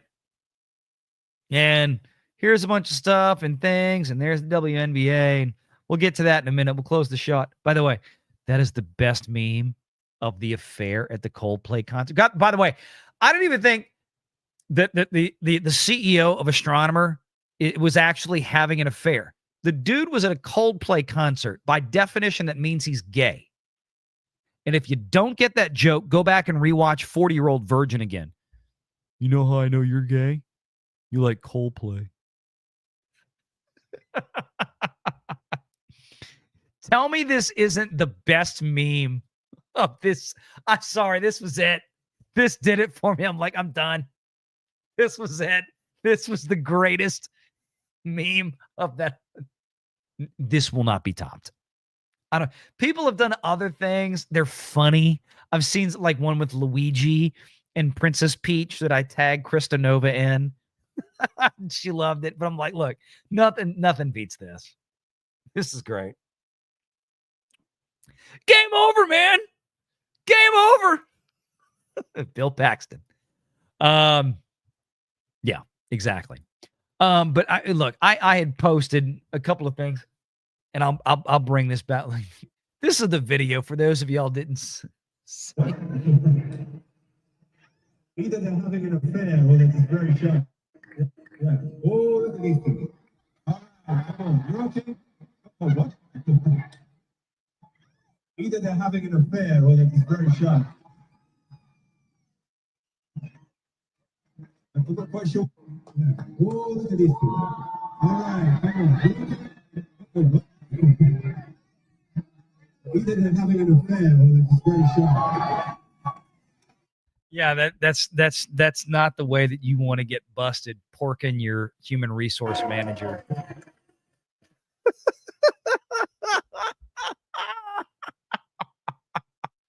I'm gonna Babylon B might claim me for this, but this is too funny. I'll get to that in a minute. But you know, one of the things that this obviously there's a lot of stuff in here. Oh. There's not enough hours right now to talk about all the stuff I want to talk about. Britain lowering the voting age to 16 because, you know, losers like Keir Starmer, who is a communist piece of dog shit, who is overseeing and facilitating the destruction of his own country, the destruction of his own countrymen, the destruction of British culture, with allowing the rampant invasion and infestation of Caliphate Islam in Britain. Why are you going to lower the age to 16? Because you're losing, and you need retarded, ignorant children to vote for you because children are very easily manipulated. And this is why he's doing it, right? This is why he's doing it. Britain needs to have a hot civil war. Sorry, not sorry. Britain needs a civil war. Because there is way too much trash, and a lot of it's liberal white Brits that need to just be run out. That country is collapsing. Absolutely collapsing before our very eyes. I got to go way back to find this. It's been a while, I guess, since I posted anything on the Epstein thing. I can't even find it. It's so far back. This is how remiss I've been in doing my job on YouTube. All the stuff from today. Oh, wait, here we go.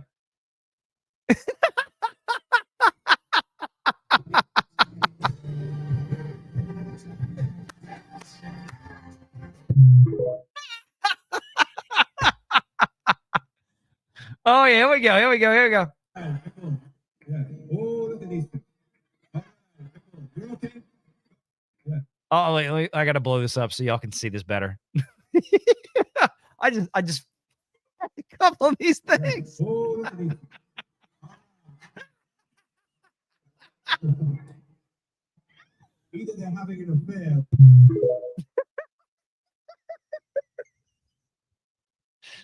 Oh, shit. I forgot about that one. Oh, speaking of, Clay Travis posted this. This is Stephen.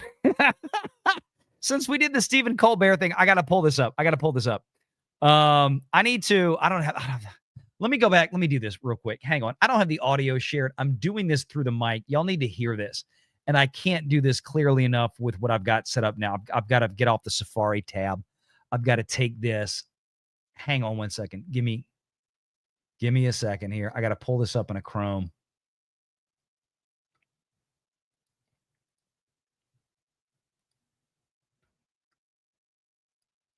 Oh, I had it on the wrong window. When you're on, I love Mac, but when you're on a Mac, I will say this: the one big drawback of Mac is that it's not as clean and easy to stream from with sharing. It's not as clean and easy to share and stream audio when you're on a Mac. That is the one drawback. But everything else, it is exquisite, especially when it comes to video editing. It's so fast. All right, here we go. Let me go ahead and play this. This is so brilliant. This is a history of Stephen Colbert. Let me get the headphones rocking here so I don't Pooch, screw this one. Here we go. Y'all should be able to hear this. Donald Trump has been sworn in as president of the United States. I know. Listen. We're just as confused as you are. Joe Biden did it. I sat down and just started crying with relief. And Evie said, you never have to talk about him again. Homo. And then I cried with joy. Yeah, I bet. After a bizarre and vicious campaign fueled by a desperate need not to go to jail, Donald Trump has won the 2024 election. Yeah. I don't know what happened. I'm like, why could this guy? He's getting fired. Skydance coming in. Guys losing audience right and left. He's been proven he's been wrong about every goddamn thing in his life. The guy that came out and did the vaccine dance and skit, and he wasn't being ironic. He wasn't being funny. He was actually selling this. I mean, I've never seen a man swallow more jizz in his life than Stephen Colbert did from Anthony Fauci's crotch. This guy should have been gone from CBS ages ago. But again, these people don't know how to handle bad talent like this. You sit there and you brag about, well, he has the biggest late night audience on over-the-air broadcast. That's like, again, like I said in the video the other day, Stephen Colbert is the biggest piece of corn in the pile of shit. And this is what we're going by. Right? The biggest piece of corn in the pile of shit. And he's wondering why he got fired. You got Greg Gutfeld every night pulling in on average of 4 to 5 million viewers on a cable-only channel. Stephen Colbert is over-the-air broadcast. You don't need to have a subscription to watch Colbert. You can watch Colbert even on streaming if you have Paramount Plus. The non-subscription, no-fee Paramount Plus, because Stephen Colbert is an over-the-air broadcast CBS show. It's free. Everybody can get to Colbert and watch Colbert every night without restriction, without a subscription, nothing. Right? And they brag about Colbert having 2.5 million or whatever every night. Meanwhile, Greg Gutfeld's 4 to 5 million every night, and you can't watch Greg Gutfeld without paying for it. Piss off with this. Next year will be our last season. The network will be ending The Late Show in May. Donald Trump has been sworn in as president of the United States. I know. Listen. We're just as confused as you are. Joe Biden did it. I sat down and just started crying with relief. And Evie said, you never have to talk about him again. And then I cried with joy. After a bizarre and vicious campaign fueled by a desperate need not to go to jail, Donald Trump has won the 2024 election. Next year will be our last season. The network will be ending The Late Show in May. Donald.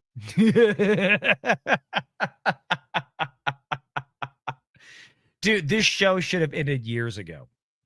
This show has had little to no financial viability, I would guarantee, almost for the last minimum 5 years. Minimum 5 years, meaning it's treading water or it's losing money. I remember back in the 90s, Limbaugh talking about how, and I touched on this a bit earlier, how Limbaugh talked about how the newsrooms, America's newsrooms on the big three, ABC, NBC, CBS, were loss leaders. And that the news anchors, when they were facing budget cuts back then, 30 years ago, were aghast. They were beside themselves. They were flabbergasted at the audacity of these major networks cutting their budgets because, my God, we are the news. We are the nightly news. We are the voice of America. Like, it didn't matter that they were losing money. It didn't matter that their budgets were vastly overbloated. They thought that because they were who they were, you know, the little trust fund babies out there, that they were immune from actually having to face any type of fiscal scrutiny. They were immune from having to face any type of financial reckoning or ramifications. And the same thing holds true here with the late night crew. No. Most of the reason that these late night shows, the Jimmy Kimmels, the Jimmy Fallons, and yes, the Stephen Colberts clearly are still where they are. The reason these shows still exist is because a lot of these stations, the reality is that there is a nostalgia level there, which to an extent I understand. NBC, ABC, CBS, canceling these kind of shows is it's like saying goodbye to a massive piece of history. It's saying goodbye to an era. The problem is that a lot of these stations have been reluctant to let them go, even though they needed desperately to let them go many years ago, because they didn't want to admit that things have changed. And there's, you know, nobody wants to be the first. And that's the big thing with Stephen Colbert. Nobody wanted to be the first. NBC, Universal, Comcast, they did not want to be the first to end the late night show, even though Jimmy Fallon has an audience that is even less than Jimmy Kimmel, who has an audience even less than Stephen Colbert. It took a new owner coming in. It took Skydance coming in to say, you know what? Y'all didn't want to make the call. We will. And I think this also kind of suggests that Skydance is ready to shop CBS out to a new owner. I don't think Skydance in the long term wants to run a television station. But getting rid of Stephen Colbert now gives NBC Comcast license to phase out or seriously reduce the budget and expense for Jimmy Kimmel. Like, Jimmy Kimmel's not going to be able to, or excuse me, Jimmy Fallon. Fallon's not going to be able to come in and demand a bigger contract next time around. This era is over. Disney will be the last holdout because Disney's stupid. Disney's retarded. Disney's the most retarded of all the Hollywood studios out there. Because unlike every Hollywood studio, like we talk about on the main channel, they have a theme park apparatus. They have a massive hotel apparatus that generates $50-60 billion a year in revenue that can make up for all of their failures on television and movies. But I think this is going to open the frickin' door, and I can't wait to see what happens here with some of these others. All right. Archer Merchant for 2 for Gina as well. She is kind and innocent. Yes. Hillis Mallory for 5 regarding USAID. Shoe on Head has a video about USAID and what it is and how it was used. Kennedy started it to influence foreign countries. Yeah. Now it's being used as, now the problem is that USAID has been weaponized against the American people, right? USAID has been long ago, for decades, been weaponized by the radical left against legal U.S. citizens. That's why it had to be destroyed.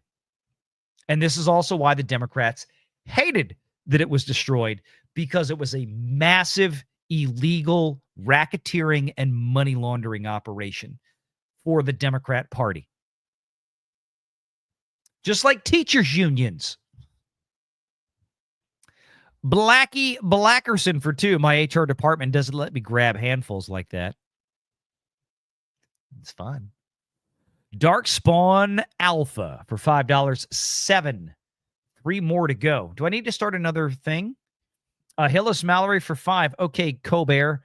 The new name is Jizzman.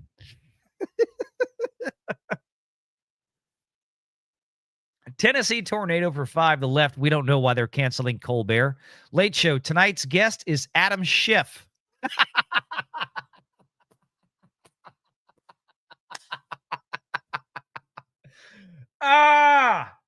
Spot on, Tennessee. Spot on. That's great. Darkspawn for 5 made it. Best part for him is after next year, he won't have to talk about President Trump or ever again. Yeah, exactly. I can't wait for the last show. I mean, he is going to go out there and I can't imagine what kind of. Can Stephen Colbert fillet himself on national television? He might try. Marcus Quintus for 5 for someone who is supposed to be Catholic. Colbert is as Catholic as Nancy Pelosi. I think he needs to go to confession and shut his mouth. Oh, there's a lot of fake Catholics out there. I'm sorry. Don't call yourself Catholic and then tell me that you're voting certain ways that involve certain things like abortion. And I'm not. Just no. Go play pretend somewhere else, please. I am far from perfect. I'm a human being. Far from perfect as a Catholic. I'm a human being. My God, there's some very simple things out there that you just don't support. There's very easy ones out there you don't support. That's one of them.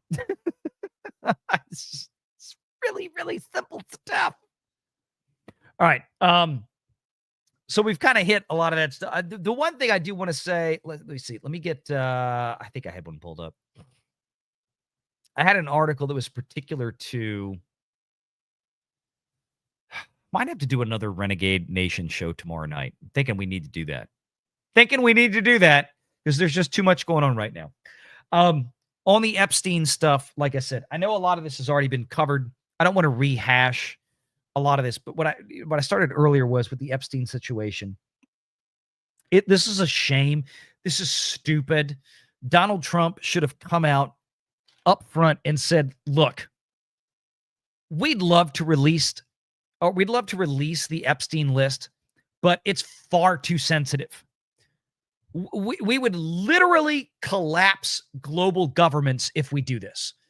Our foreign relations would become chaotic. It would be a disaster because there are so many foreign politicians and powerful people around the world that would be implicated. So for the sake of everything, the bigger scheme of things, we need to put this to bed. I think not right away, but ultimately, most people would have respected that decision. I could have respected that decision because there are some things as horrible, as absolutely horrific as some of the things that went on there were. And as much as we would love to see every one of these motherfuckers get their just due, the reality is that the fallout from releasing a list like that could likely be, and forget Hollywood. I don't care about the pedos and the assholes in Hollywood. They can go right to hell. They will all be rotting in hell for the rest of eternity. They will get their comeuppance. But for the rest, because what happens to the people, we'd put all of them in jail. The problem is what happens in the rest of the world. And again, as much as I don't like it, my point is, and I want everybody to understand what I'm saying, is that if the Trump administration had come out and made that speech, I wouldn't have liked it, but I could have understood it and I could have respected it. What I could not respect and what I absolutely abhorred was the fact that Donald Trump came out and said that, the Epstein thing is fake or it's a hoax or get off of it, or why are we still talking about this? And Pam Bondi with her bullshit that no such list existed. This is one of the absolute stupidest things I've ever seen in my life. And I pray to God that this is the worst mistake that Donald Trump's administration ever makes. I'm like Jeremy. I'm like Cobra Cast, right? I love what Trump's doing, but I will call out the bullshit when it deserves to be called out. This was horrific. This was absolutely horrific.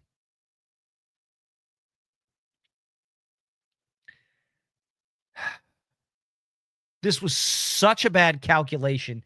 It defies belief. But this is what they went with after the whole, look at the binders. Look at the Jack Posobiec and libs of TikTok. And look, people that I have a profound amount of respect for.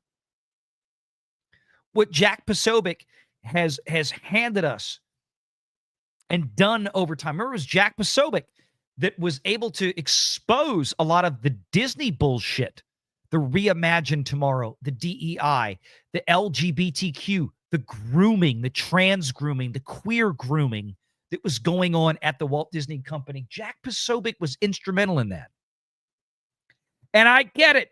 Everybody gets hung up on celebrity, right? Oh, the Trump administration is inviting us in to go look at the Epstein binders. And they're all blank. They're just show pieces. And let me say this too. And I wish Ron Coleman was here for this segment because he'd understand what I'm about to say. Pam Bondi is not perfect. I can tell you right now, my 2A friends, my Second Amendment friends out there do not have a lot of love for Pam Bondi because of some of her history with 2A, with gun rights. I get that. I respect that. And I'm not disagreeing with that. And I think Pam Bondi's handling of the Epstein situation is absolutely horrid. It is inexcusable. It was an egregious miscarriage of PR and everything under the sun. The bottom line is that the primary reason, and I want everybody to just take a deep breath and just listen to what I'm about to say. Pam Bondi was brought in for very specific reasons. And even though Pam ain't great when it comes to 2A, she hasn't gone after the Second Amendment stuff. And I hope she never does. It's not her place right now. And I don't think she will. And even though she completely pooch screwed the Epstein situation with, let's be honest, let's be really, really honest. This decision about the Jeffrey Epstein files, which absolutely fucking exist. The list and the clients absolutely fucking exist. We're not retarded. Absolutely exists. But let's also be honest and recognize the fact that this decision was above Pam Bondi's pay grade. It ultimately was up to Trump. That was his decision, not Pam's. And I got a lot of respect for Dan Bongino for piecing out and saying, look, if this is how we're going to handle things, I can't in good conscience stay here. Now, that being said, I hope Dan reconsiders his situation because we need good men like Dan Bongino. We need guys like Dan Bongino in that Department of Justice. I understand his frustration and I understand that he hates it. And for all the reasons that I brought up a few minutes ago about why this information is never going to see the light of day. Yeah, I know Trump said, hey, let's go ahead and immediately release the grand jury testimony and all this kind of stuff. I don't know what's going to be in there. And people saying, oh, Trump killed it because Trump was part of the files. Bitch, please. If Donald Trump's name appeared in any substantive nature in the Jeffrey Epstein files, we would have found out 10 years ago. Don't give me this shit. But there's pictures. Jeffrey Epstein has pictures with everybody. He went to a lot of Hollywood parties. He went to a lot of famous political parties. That doesn't mean that every single person in the room went off to his island and stooped a Cherins. The Cherins. You know what I mean? I have to be careful how I say it on YouTube.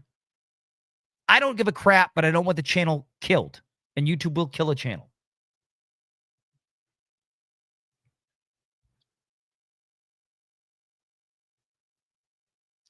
Pam Bondi was brought in for one reason, going back to that. And that was to fight against lawfare. Lawfare. The kind of bullshit that was promulgated against Donald Trump for 10 years with the Russia hoax, right? The Russia collusion hoax, which we knew many, many, many years ago was an invention of the Hillary Clinton campaign. That the Christopher Steele, the Steele dossier, all that came from the Clinton campaign. Coy Perkins law firm on K Street in Washington. All of that came through there. We all knew that. The evidence came out. The Democrat Party knew it. They still ran with it. Adam Schiff still ran with it. Barack Obama still ran with it. Pam Bondi, as an AG, was brought in to fight the lawfare. Pam Bondi was brought in to be a ball breaker for all of these asshole, derelict, low-rent, inferior court, black robe mobsters in the federal judiciary that every time Donald Trump tries to exercise lawful federal power of the executive on behalf of the American people and what they voted for, that some inferior court, black-robed tyrant comes in and strikes it down and then has to go to an appeals court or the Supreme Court to get it fixed. And then they still do it. They still do it again. That's why Pam Bondi is here. That's exactly why Pam Bondi is here. And again, for all of her faults, and as much as I don't like a lot of the things, I'd say a lot of the things, there's some of the things about Pam Bondi I don't care for. But I do appreciate the fact that she is there for what she was brought in, because there are bigger fish to fry. Here it is. Tulsi Gabbard details a bombshell. Claims of Obama-era cabal's treasonous conspiracy against Donald Trump. And this all goes to the fake Trump Russia story. The same story that places like Facebook and Twitter of old and YouTube out there were literally demonetizing channels for, canceling channels, suppressing channels for questioning the fact that this Trump-Russia thing was fake, in the same way that they were suppressing YouTube channels for questioning the veracity of the bullshit that came out of people like Anthony Fauci's lying ass mouth about COVID. This right here, Tulsi Gabbard is pulling this up in Congress, but it is going to take the Attorney General. It is going to take Pam Bondi and her big-ass lady balls to actually prosecute the people involved in this. This is what Pam Bondi is here for.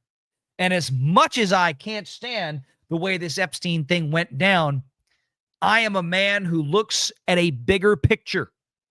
Just like Ron Coleman, we're going to have back on the show very soon. The great Ron Coleman, who is a Pam Bondi fan. And this is why Ron is a Pam Bondi fan. Because he understands where Pam's talents lies and what she was brought in for. Do we, in the long scheme of things, ladies and gentlemen, let me ask you this. Are we going to throw Pam Bondi into a wood chipper over Jeffrey Epstein, which is a shitty situation? Granted.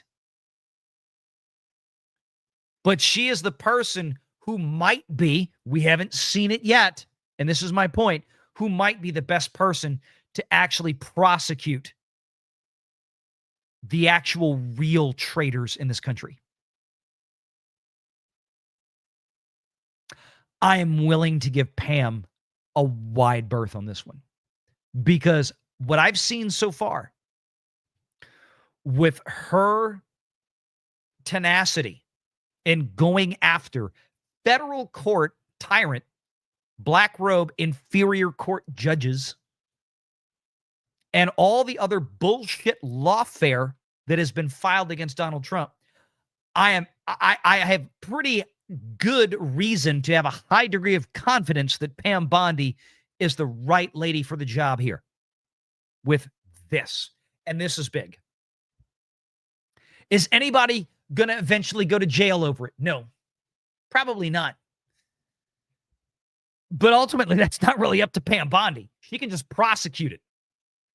There are judges out there that also have to have big, giant, watermelon-sized testicles to do the right thing. But it's got to start with a prosecutor. It's got to start with an AG that's going to have the nuts to push the go button. I want to see Pam do this.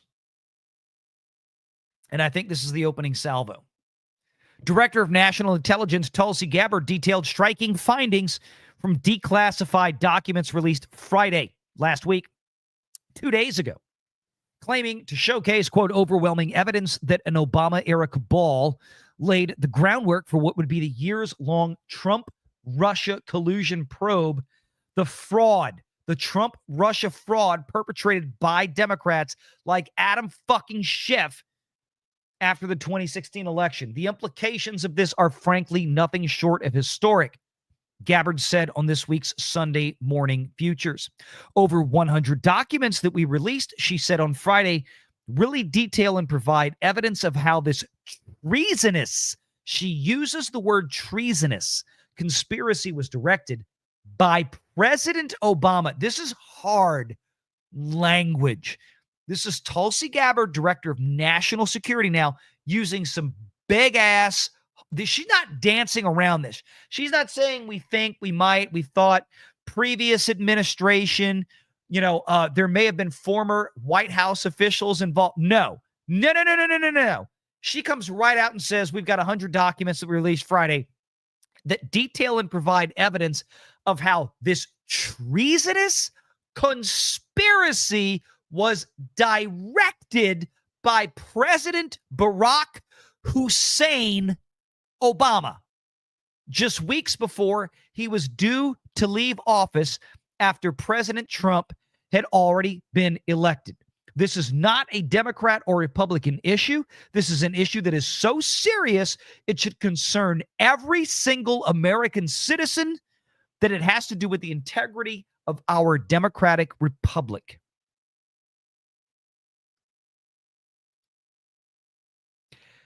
Damn!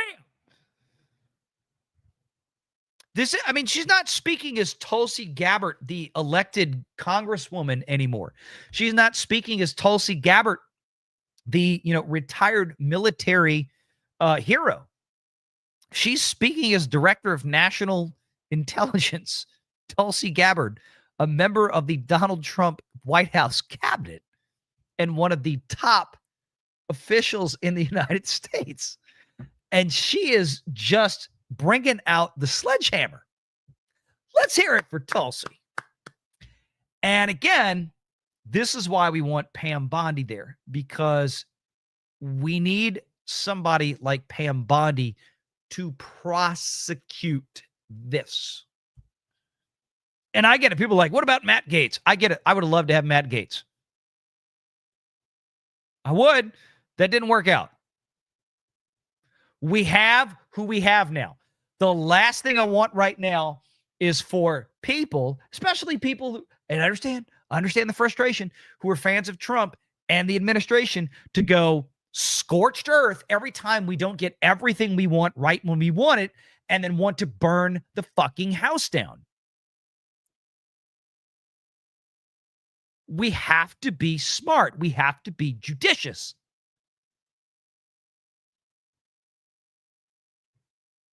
I am still willing to let Pam cook.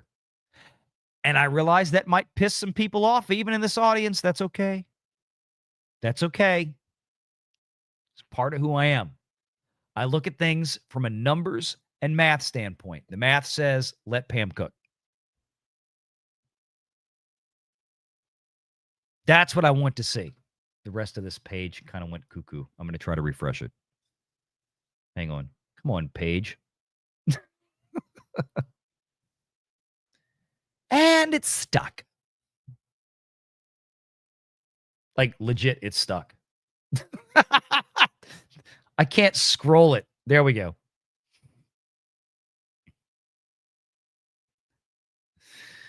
Documents shared by Tulsi Gabbard's office claimed that before the 2016 election, there was no evidence showing Russia tried, to directly alter vote counts. However, members of the intelligence community later suggested that Russian President Vladimir Putin wanted to help Donald Trump win. Gabbard argues the narrative shift was politically motivated rather than based on new findings. Quote, Tulsi Gabbard said, creating this piece of manufactured intelligence. Again, this all started from the Hillary Clinton campaign. By the way, as I mentioned last week on Nina's show, remember, it was the Hillary Clinton campaign that also started the Obama birth certificate thing. Remember that? Everybody still to this day still credits Donald Trump with, like, Trump did the Obama birth certificate thing. No. Trump got that from Hillary Clinton and her campaign.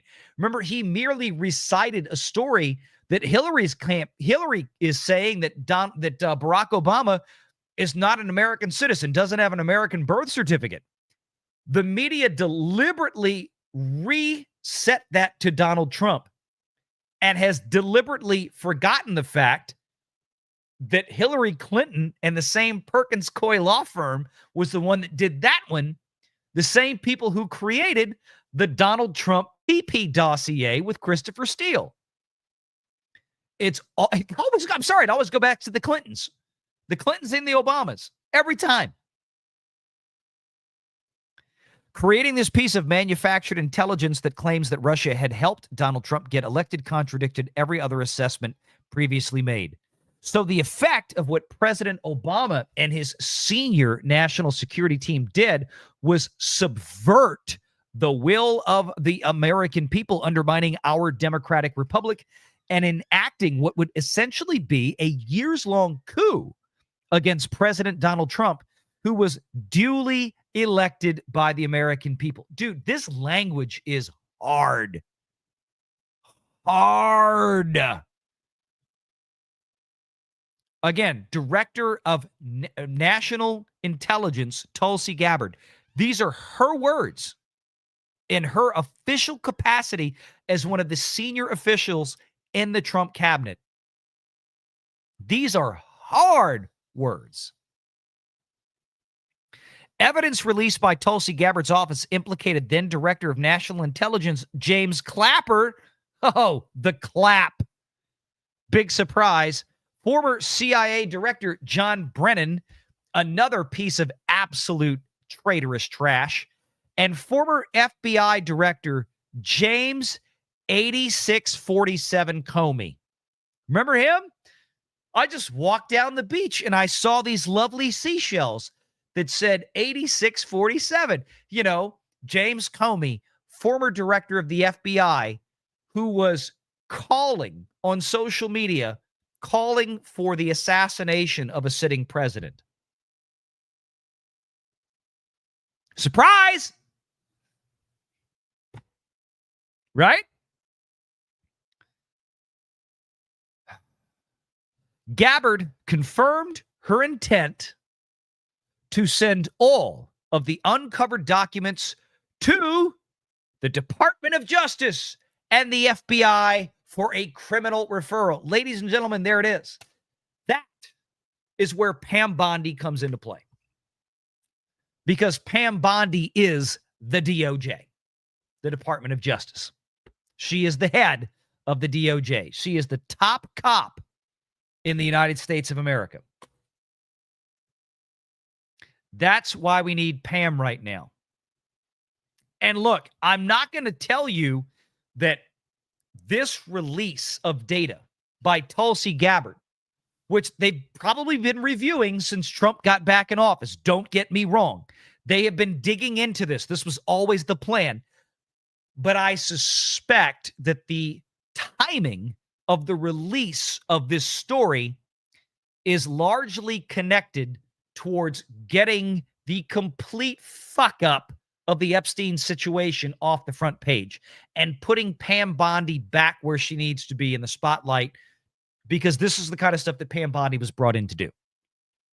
As bad as she pooch screwed Epstein, which again, I kind of almost can't fault Pam Bondi for it, because y'all know that that decision was made above Pam Bondi's head. Like, she didn't have a choice. You don't think Pam Bondi just wandered out there and decided, I'm going to do it, and then, oh, I'm not going to do it anymore? No. No. Nope.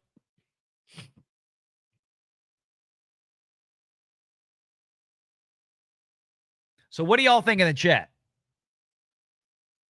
I mean, for those of you out there, I'm going to ask y'all this. For those of y'all out there that were really hating on Pam Bondi and thought that she needs to go, if any of y'all are in the audience like that, has any of the conversation tonight kind of, I'm not trying to say that you were wrong. Please don't misunderstand me. But if I have done anything to maybe make you take a breath, take a little pause and go,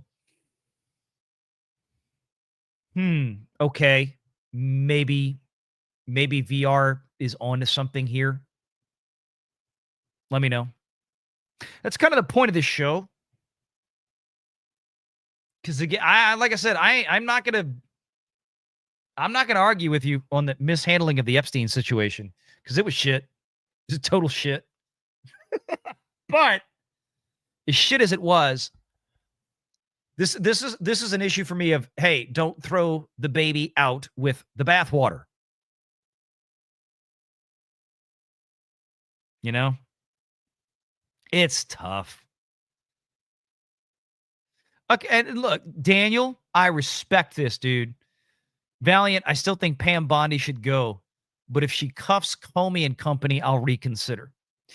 Now, look, Daniel, you're gonna see James Comey and these guys in cuffs, like perp walking. Probably not. There's ways to do this. The fact of the matter, if they bring formal charges up against these former officials, because this is relatively unprecedented in American history. If we get formal charges, I don't know if you'll see anything against Barack Obama. I wouldn't hold my breath there. But Jim Comey absolutely should be, that piece of shit should be rotting under a jail. But, I mean, look, I get it, Daniel. I do, man. I do. Marcus says, Tulsi for Secretary of State in a Vance Rubio administration. I think Tulsi could run herself. Juliet says, do a poll on it, Valiant. Like, you mean a P-O-L-L instead of poll? Like, we're not making dick jokes here. All right, I'll do that real quick because we're kind of winding it down. Let's see if the audience wants it. Let me see if I can do a poll from here. Yeah, I can.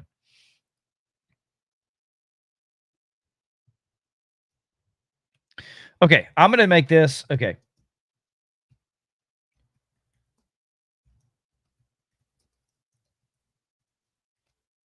Okay, simple.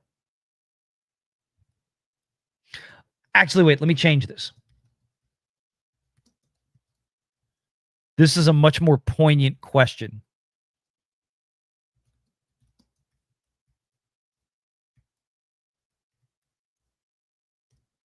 Okay. The question is, do you blame Pam Bondi for the Epstein situation? Simple as that. Do you blame Pam Bondi for the Epstein situation? And obviously, I don't mean what Epstein did. I'm talking about the release of the data, right? The release of the files, the handling of... This audience is smart. Y'all know what the hell I'm talking about.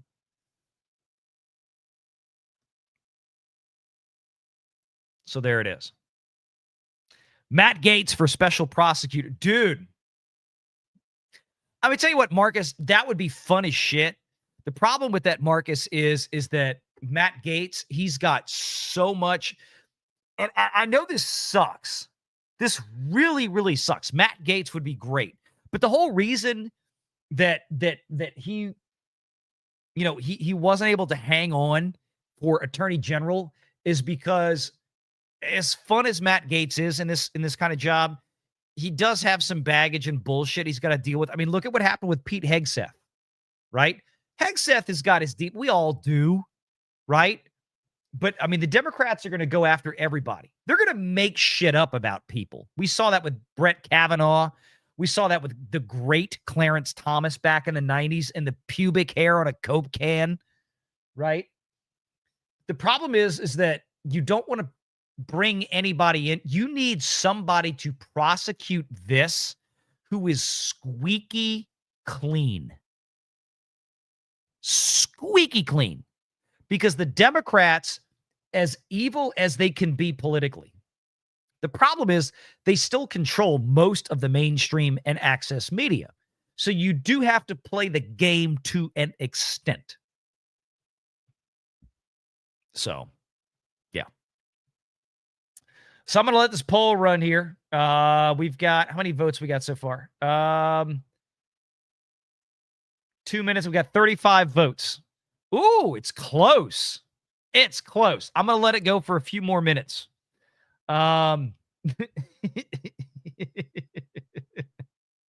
This will be fun. You guys are tight on this poll. I love it. I love it. Now we've been kind of, I feel like going back to this now. It's kind of a,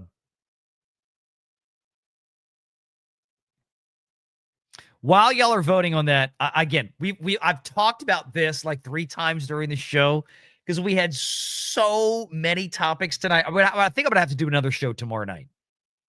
So stay tuned. But the whole WNBA thing, I talked about this a little bit already, but I thought one thing was funny was that ESPN is getting in trouble for off-color jokes on the whole WNBA thing. And I mean, these girls wearing these shirts, going out there talking about, pay us what you owe us and all this kind of crap. I think I've already kind of hit the nail here. And we've got other business to attend to. I think I might go back to this. I will say, I thought this was brilliant. Thank you, Grok, and thank you, AI. If WNBA shirts were honest.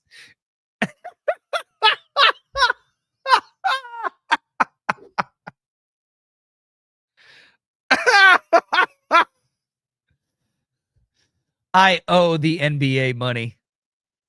Oh, God.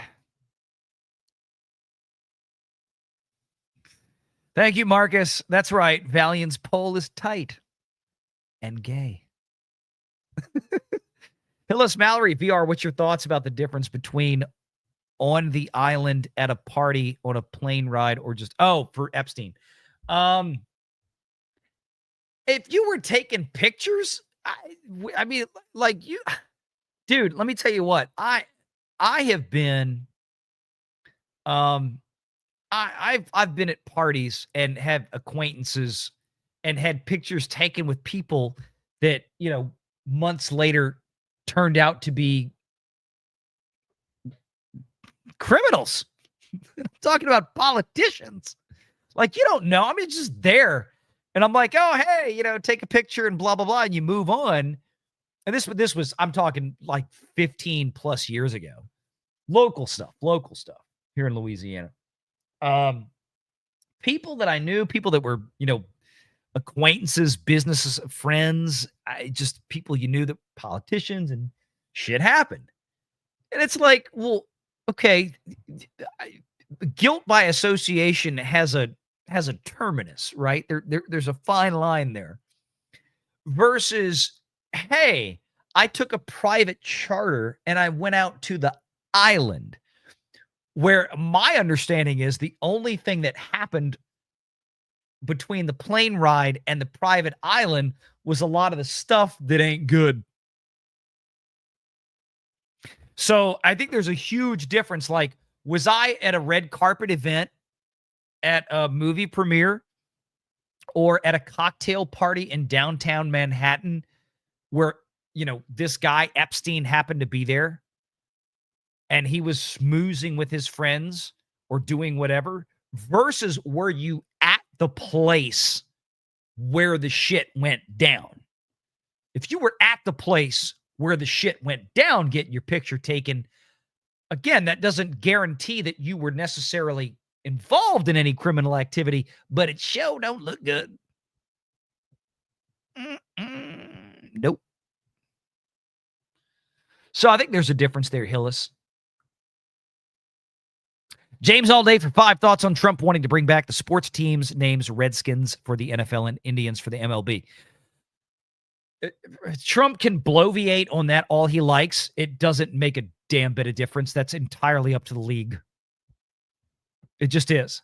And this is kind of one of those annoying things where I don't like about Donald Trump, where I get why he does it, but at the same time, I also hate that he does it because he's president of the United States. I don't want the president of the United States trying to influence what the NFL does or what the MLB does or what the hockey league does or even the Welfare Basketball Association does. I don't care. I don't want the president involved. You can make a comment as, oh, wow, this sucks, or, oh, wow, I wish they would. Stay out of it. Stay out of it. Because I'll tell you, this is where you lose the independent voters. This is where you lose the non-affiliated, non-party voters out there, is when Trump starts veering off into, like, why are you, please don't get involved in that. Yes, most of your voters would probably agree with you, but it's just not something that the White House, the Oval Office, needs to dive into. Those are the kind of things where I kind of get irritated with Trump, every now and again, when he does that kind of stuff. Because he does so much great stuff. He has so many the policies. I'm like, yes, keep doing the tax stuff. Keep cutting corporate taxes. Keep cutting personal individual income tax rates. Keep deregulating and getting rid of red tape so that business can expand. Focus on that. I don't need to hear you tweet about your opinion on, like Rosie O'Donnell's fat ass. We all know she's got an ugly face and a fat ass. Don't tweet about it. Let me tweet about it. Hillis Mallory for 5. Redskins will get their name back eventually. They've already got the chief on the helmet for a game last year.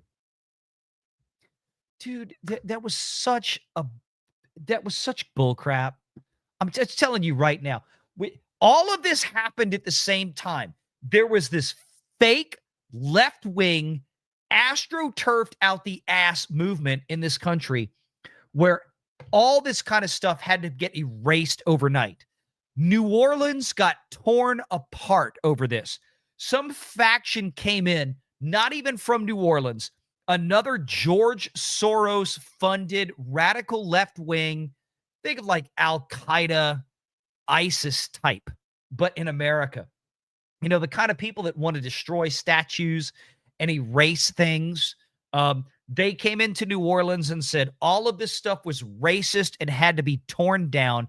And they actually convinced city leadership, who was governed by racial politics and who were convinced that all the black people in this city supported this when none of them gave a shit. And they went through with tearing down statues that had been there for 100, 150 years, stuff like this. Just ridiculous because they were racist, quote unquote. And it was like, dude, you realize half the statues you tore down were of people who became abolitionists after the Civil War? You fucking idiots. Anyway, but this is what you get. The left is retarded. All the people on the left ride the short bus. Not changing anytime soon. Not changing. Coop for $20 with Trump taking out Dems media and funding within a few months, and Hollywood might have to quit the left. I think it's going to be a different world in 3 years, and I hope we have more independent creators. Well, Coop, when you guys send in super chats, when you guys send in the support you do, you will make that happen. We can only do so much here on YouTube. It takes the audience out there. I can have all the passion that I want, but if I am screaming into a vacuum, right, then it ain't going anywhere. We've got 555 people watching total. We've still got 250 people watching on YouTube on a channel that has 1,600 subscribers. For a live show on a channel this teeny tiny little size, that is, you realize that's like probably 100 times more. I mean, most channels that have 1,600 subs, if they do a live show, they're lucky to get 4, 5, 6, 10 people watching. We've got 250. This is why we did the new channel. We're building this, Coop, and it takes guys like you coming in and sending in the $5 and the $10 and the $100 or the $200 or the $400 that some people have been sending in tonight. I mean, you guys are crazy, and I love it. But that's why we're here. We're here because we're passionate about what we do. And like I said, I think we're going to have to do another show tomorrow night. I can feel it. I'm getting worn out, but in a good way. It's a good worn out. This has been, I've been streaming now for almost 5 hours between this show and the show on the main channel. And I can see that, hey, on the main channel, if we're getting, I got 90,000, almost 100,000 subscribers over there. And we're getting between 500 and 1,000 people in a live show. I got 1,600 subs here in Renegade Nation, and we're doing 200 to 300 every show. It tells me that the audience is hungry, and we're going to keep doing this. And like I said, the most important thing to remember tonight, and everybody clip this. You ready? You ready? Put it out on X. The most important thing to remember here on the Renegade Nation, it's not how great the audience is. It's not how wonderful and supportive you are, because you guys are. It's not how much fun we have together. It's just that what you always have to know is that we are slightly less gay than D-Day Cobra. And that is what counts. Ladies and gentlemen, thank you for being here tonight. I appreciate you. Thank you for hanging out. We'll catch you tomorrow if I've still got it in me, which I think I will. We'll have more to discuss. I'll see you tomorrow night. Take care.